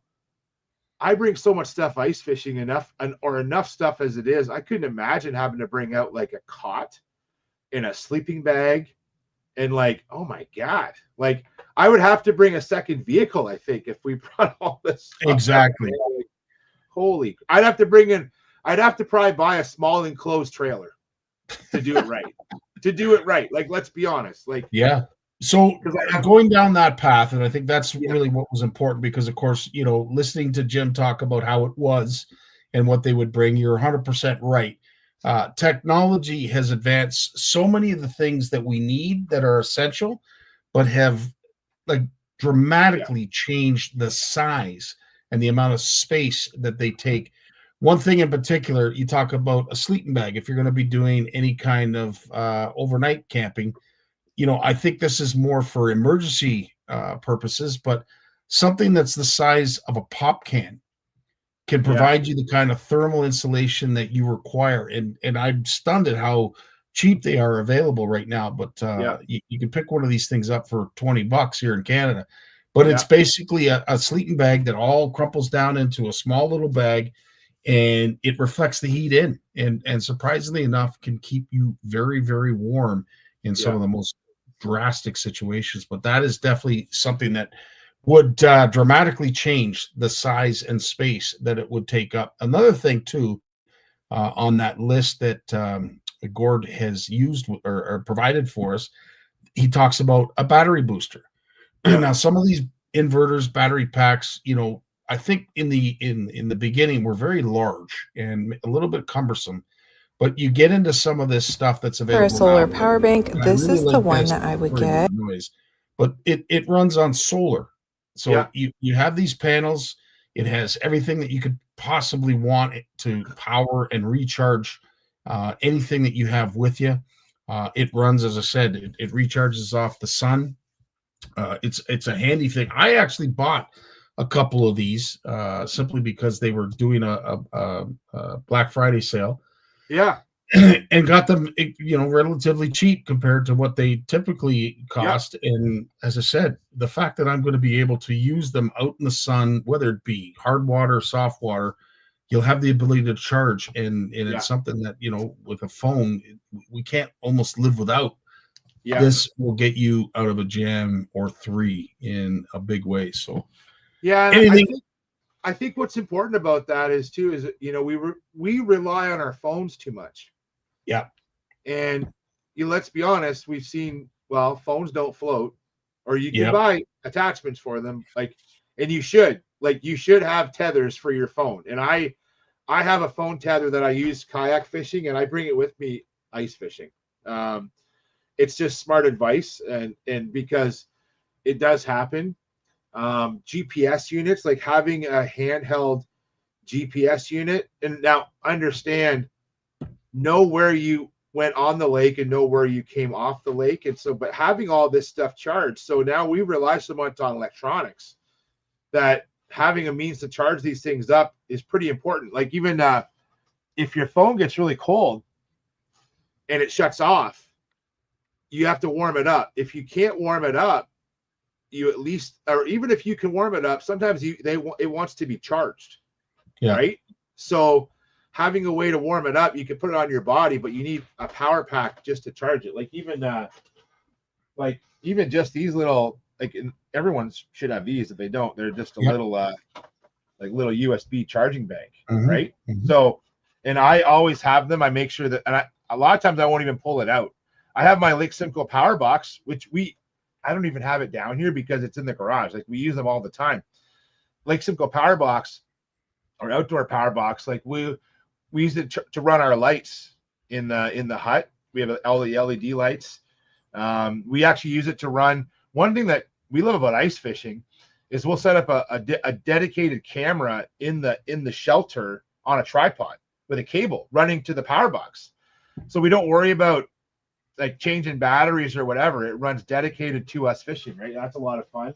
And what's cool about that too is we can fish wherever we want. You don't know where we are because we're inside the hut. We could be fishing right next to you, man. You don't even know. Like you don't have to worry about backgrounds in a hut. Huts are kind of a way to be sneaky about filming some good fishing videos too. So, but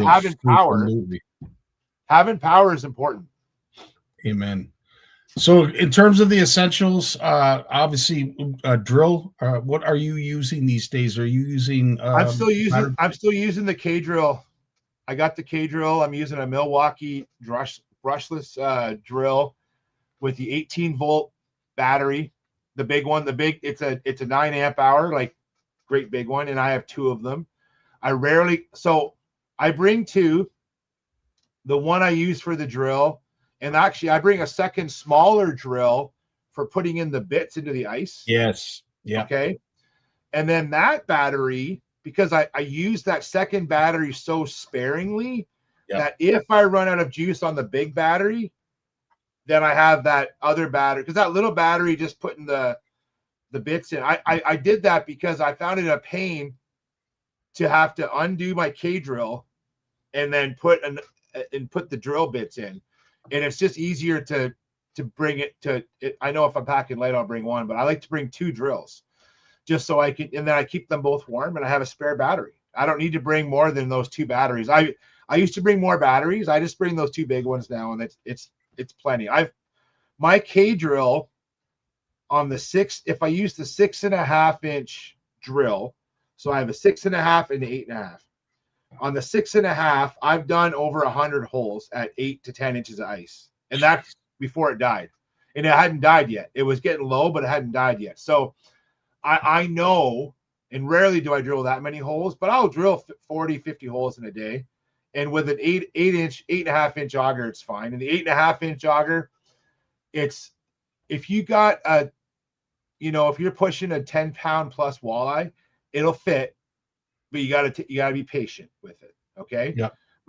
But that's, even a big pike is less rotund than a walleye. Walleyes just kind of do like this. So I'll fit almost anything else through an 8.5 inch hole that I'm fishing for. So pike, perch, and any panfish will get through that. In fact, with the 8.5 inch hole, I only have to drill 1 hole, and I can usually run my electronics and fish out of that hole.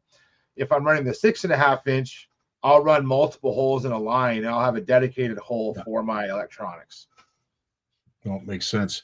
So when it comes to the list of essentials, obviously a Smitty sled, you love dragging those around. Having a cover for it would certainly help. Is there anything else on the essentials that we've missed that you would recommend bringing? No, I'm going to bring a Smitty sled for sure, but I'm going to try and post it or find the name of it. What is the name of that? So, I'm not going to post it, but I'm going to mention it.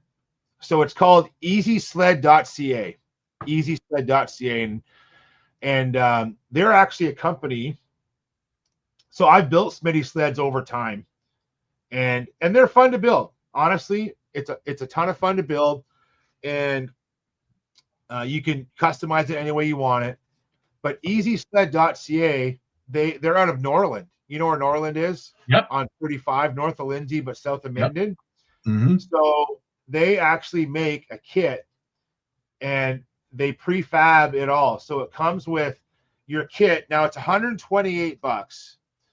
But what the kit is, it comes with 4 posts.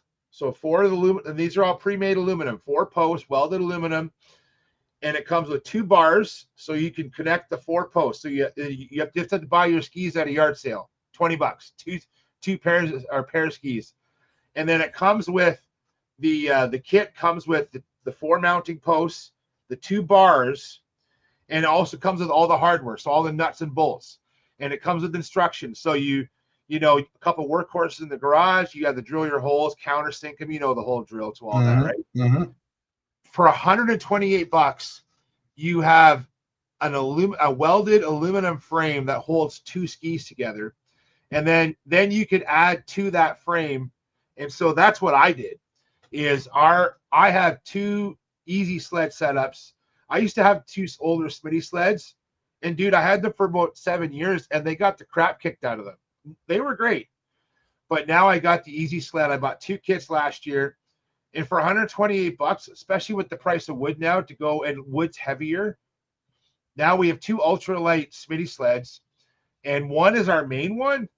And then if I'm bringing a bunch of extra guys and we need to bring a second sled with, maybe I have a second shelter, I have extra chairs.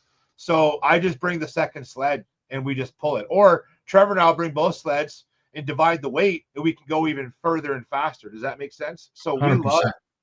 It's called easysled.ca, and they come with their kit comes with everything you need. And it basically it's a base model Smitty sled, but you can add to it. Like I know guys that have it's aluminum. You could drill through it. You can mount a deck to it.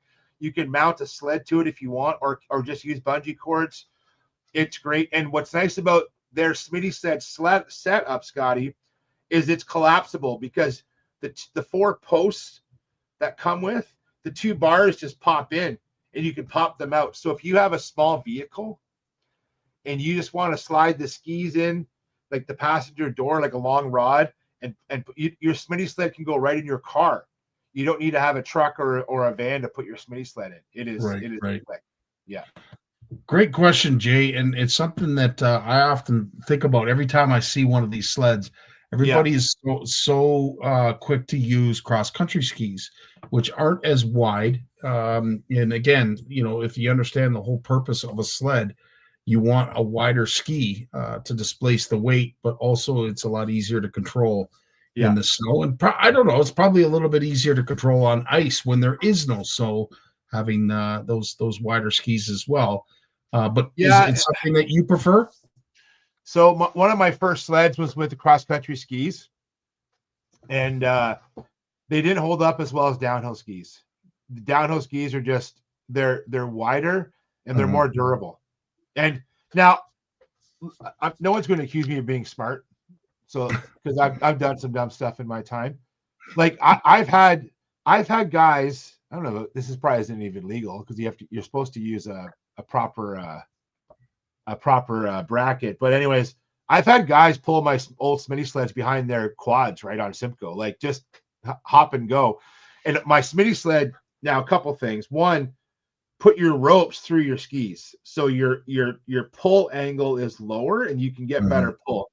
And Mike, your mention about slush, that's important. You want to be able to pull your sled from a low angle. If you're too high, it will dig into snow and dig into slush.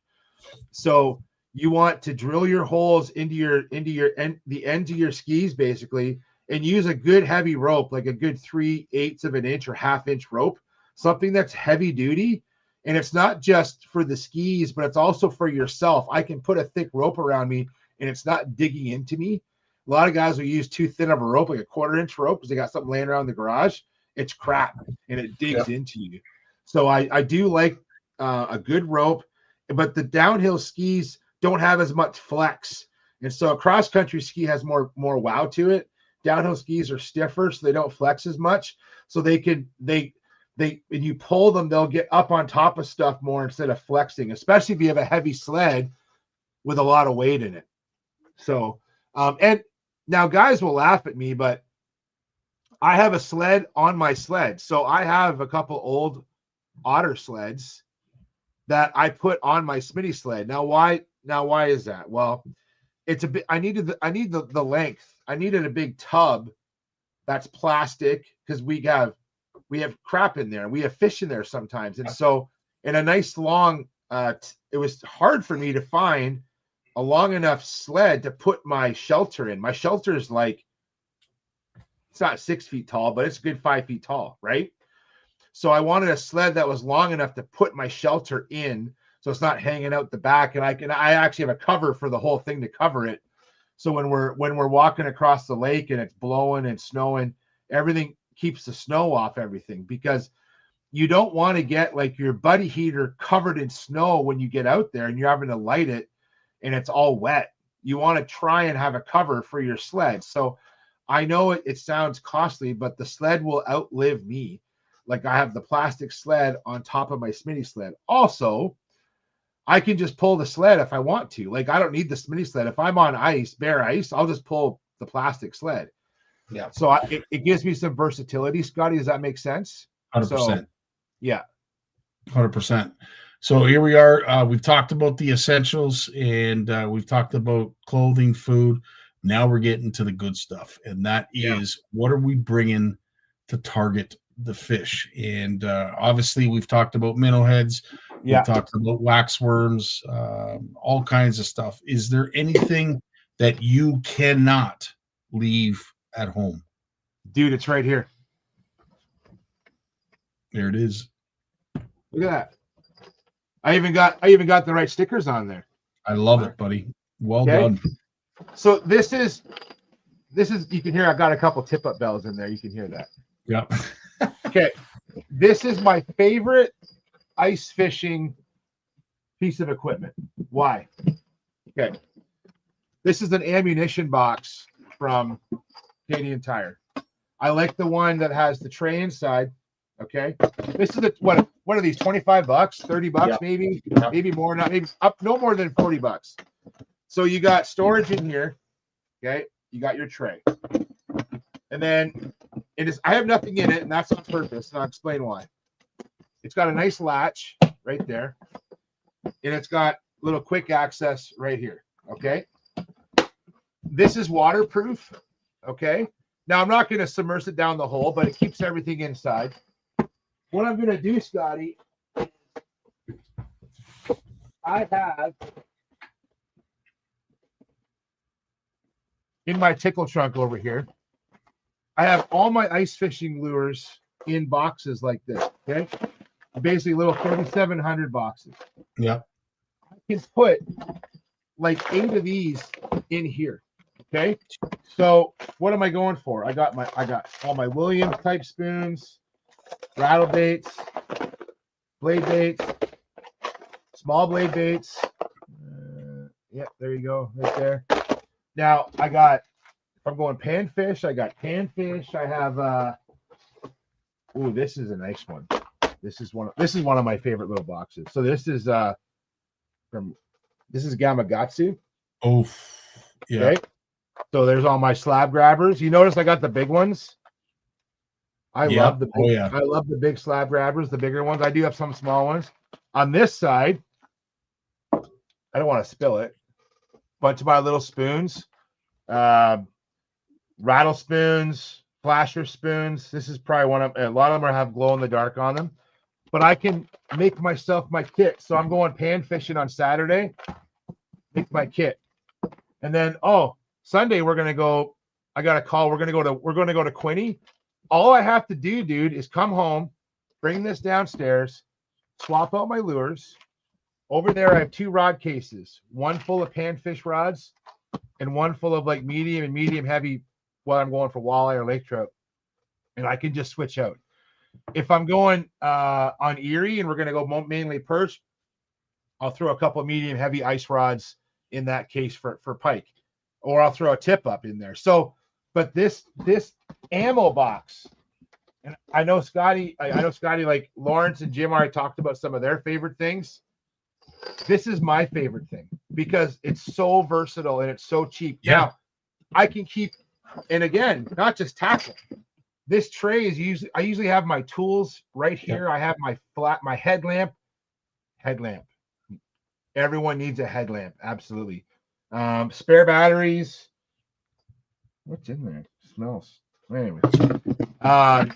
And then as you cut and retie your lures, that's what I love this little pouch for, this little drawer.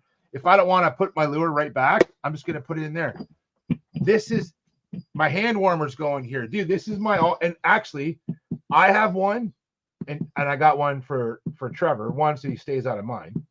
But two, he has his own. So if we go running and gunning and I'll bring a small sled just for one of us to run around in. Just throw that in your sled. This is a great, if you're going stocking stuff or hunting for an ice angler, this is great. Dude, if you called me to go ice fishing, right? And you're like, you might say, Jay, I got everything. I got an auger. I got a hut. What do? I'm not bringing a backpack. I'm bringing this. Yeah. And one of my favorite rod cases over there. And I'm going to show up. I'm already wearing my suit. I got all my tools in here. I got all my tackle I need, and I got my rod case. I'm ready to go. If you're going with an outfitter, everything you need can go right in here. This goes on the floor beside you, and you can, and also it's a flat top, dude.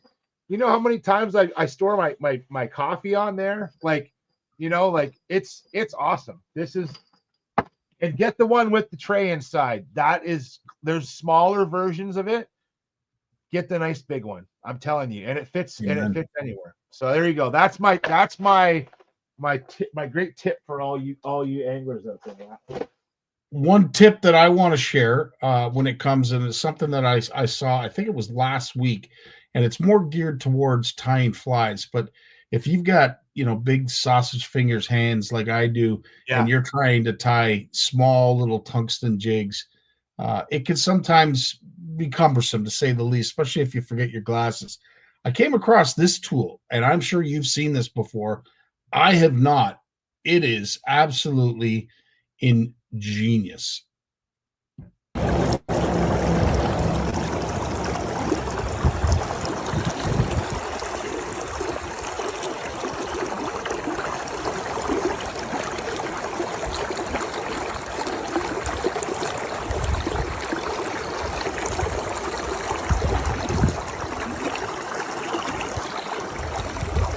Unfortunately, the video doesn't show.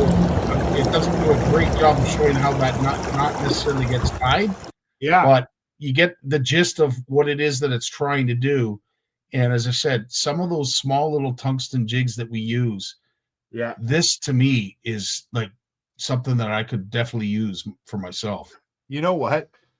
I have a confession to make, because my stigmatism is getting worse with age. So I haven't quite gone to reading glasses, but I will. I'm going to get reading glasses. But one thing I found, and I do this at home all the time, and I'm thinking about you, Jay Pearson, your good call on the headlamp. A good LED headlamp, especially one that's got like 3 or 4 brightness settings on it. I will wear that thing in the house rigging up, especially ice fishing stuff. Those little lures are so tiny that instead of having a good desk lamp, I have a good headlamp. And when I'm out fishing, I'm in the shelter and it's dark during the day. I got the windows all closed up because we're fishing. I will use that headlamp all damn day to change lures. Instead of cracking a window, I just have that headlamp. A lot of times I just have it on. Dude, I have my hat on backwards. I got the headlamp on all day. And if you come in that shelter at noon, I'm wearing a headlamp in there changing baits. It's going to happen. I use that headlamp a lot. 100%. Mike, you're not alone, dude. We all are. And I have to say, I've been wearing readers for the last 2 years now. Love them. I don't know how I lived without them, to be quite honest with you. But as we do get older, the eyesight and everything else starts to change and deteriorate. Yeah, it does. Anything else on the tackle that I mean, you covered just about everything. Everyone covered it. Like I do, I do like a couple good little tackle bags. I have a couple small, if you buy like the smaller Plano or the smaller Frabril pouches, Yeah. I like those for soft plastics. Like I do enjoy some of the microplastics from Berkeley. Yes. Clam makes some good ones. I'll keep some of my soft plastics in a little pouch. But why I don't like the bags is the bags will freeze into the ice. If I set this down on the bottom of the ice hut, now if I'm using the big shelter, I also have the foam pads we'll put down. I don't cover the whole floor. I just make sure there's one under my feet, and there's at least one other one, maybe two. So we'll bring 4 because then Trevor and I will each have one for our feet and then one for your stuff. I can just set this on top of it. I can set a rod down on top of it. It's not going to freeze into the ice. In the shelter, I'm not worried about it freezing in, but things just get wet, right? Yeah. So, but yeah, I don't like using the bags at all. The rod cases, we don't each have our own rod case. We usually do we just share rods. We have for rods, we have a whole, depending on what we're fishing for, a whole different assortment of rods. And so before we go out, we kind of plan. I say with ice fishing is the one of the few times of the year where him and I actually team up together. So we're not bringing too much. We actually have a discussion about what we're bringing and what we're fishing for and how we're rigging up, because we're going to share that. He has his own flasher. I have my own flasher. He has his own tackle box, but but at the same time, I don't have 2 of these. If he wants something out of here, he uses it and vice versa, but we tend to plan it best we can. So yeah. Good stuff.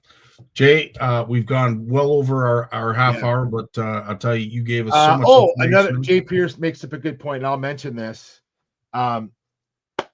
Something for under your propane tank, as your propane tank will sink into the ice, and then it might freeze into the ice. So I will have one of those rubber foam pads for the bottom of the propane tank.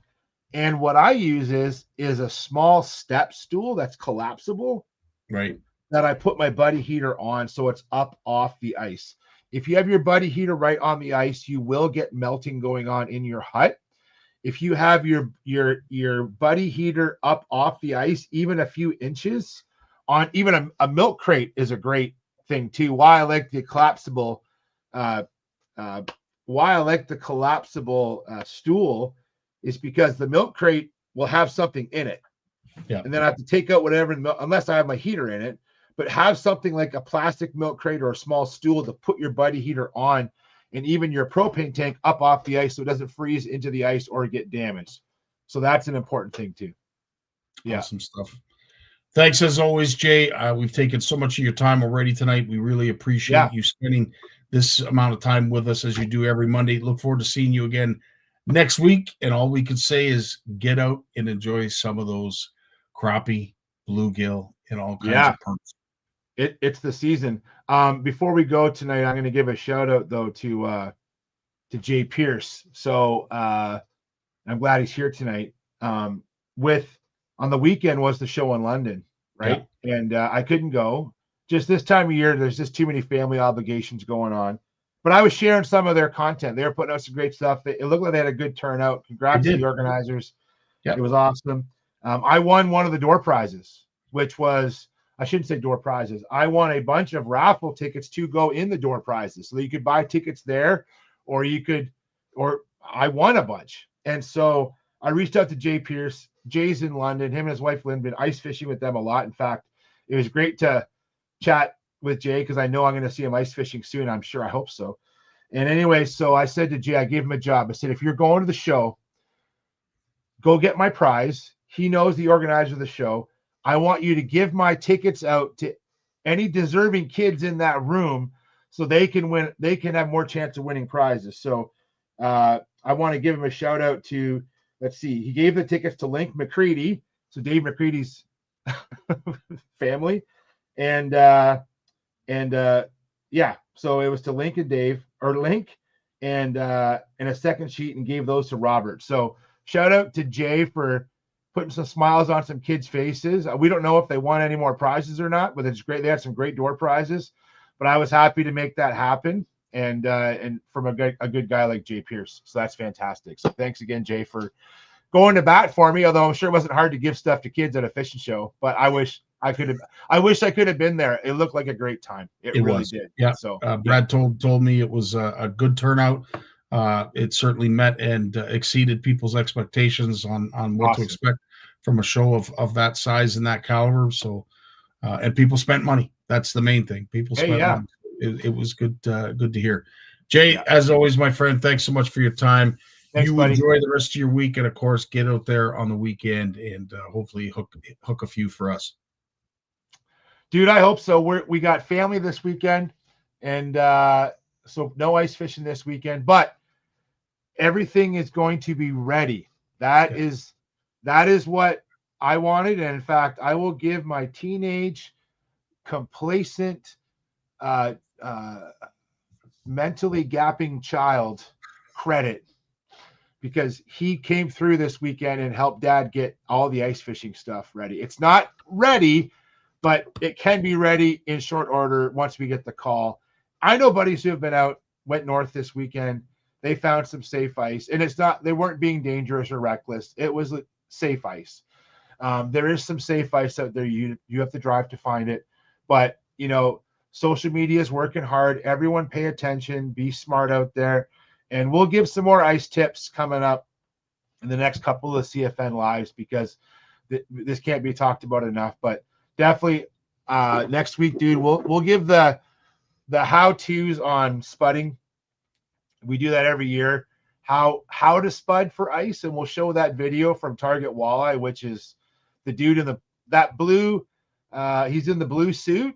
That is the best video I've ever seen about explaining how to spud properly for ice. Amen. So we'll talk about that next week. I'll have my spud with me, and in my safety gear, and we'll talk about that. All right? Right on, dude. You enjoy the rest of your week. All the best, my friend. All right, and that's our show for tonight. Thanks to Jim. Thanks to Lawrence. And, of course, Jay, who is always the anchor leg, brings a wealth of information and certainly current information to our show. We truly appreciate that and everything he does. Guys, get out, enjoy some hard water, get geared up. The weekend and the hard water season is fast approaching. If it hasn't already approached you already, if you're out west, I know, Alexander, Bill Landry, there's a bunch of them are already out enjoying the hard water. I can't wait to get out myself. Hopefully this weekend might be the first. We'll see you out there. We'll be thinking of you. And of course, we want to see your pics. So send them to the Canadian Fishing Network. Go to the message bar, click the message bar, and it will allow you to send us a pic, on which we will then, whether it be Walter, myself, most likely Steve, we'll do an edit, feature it on the page, and make you an instant star.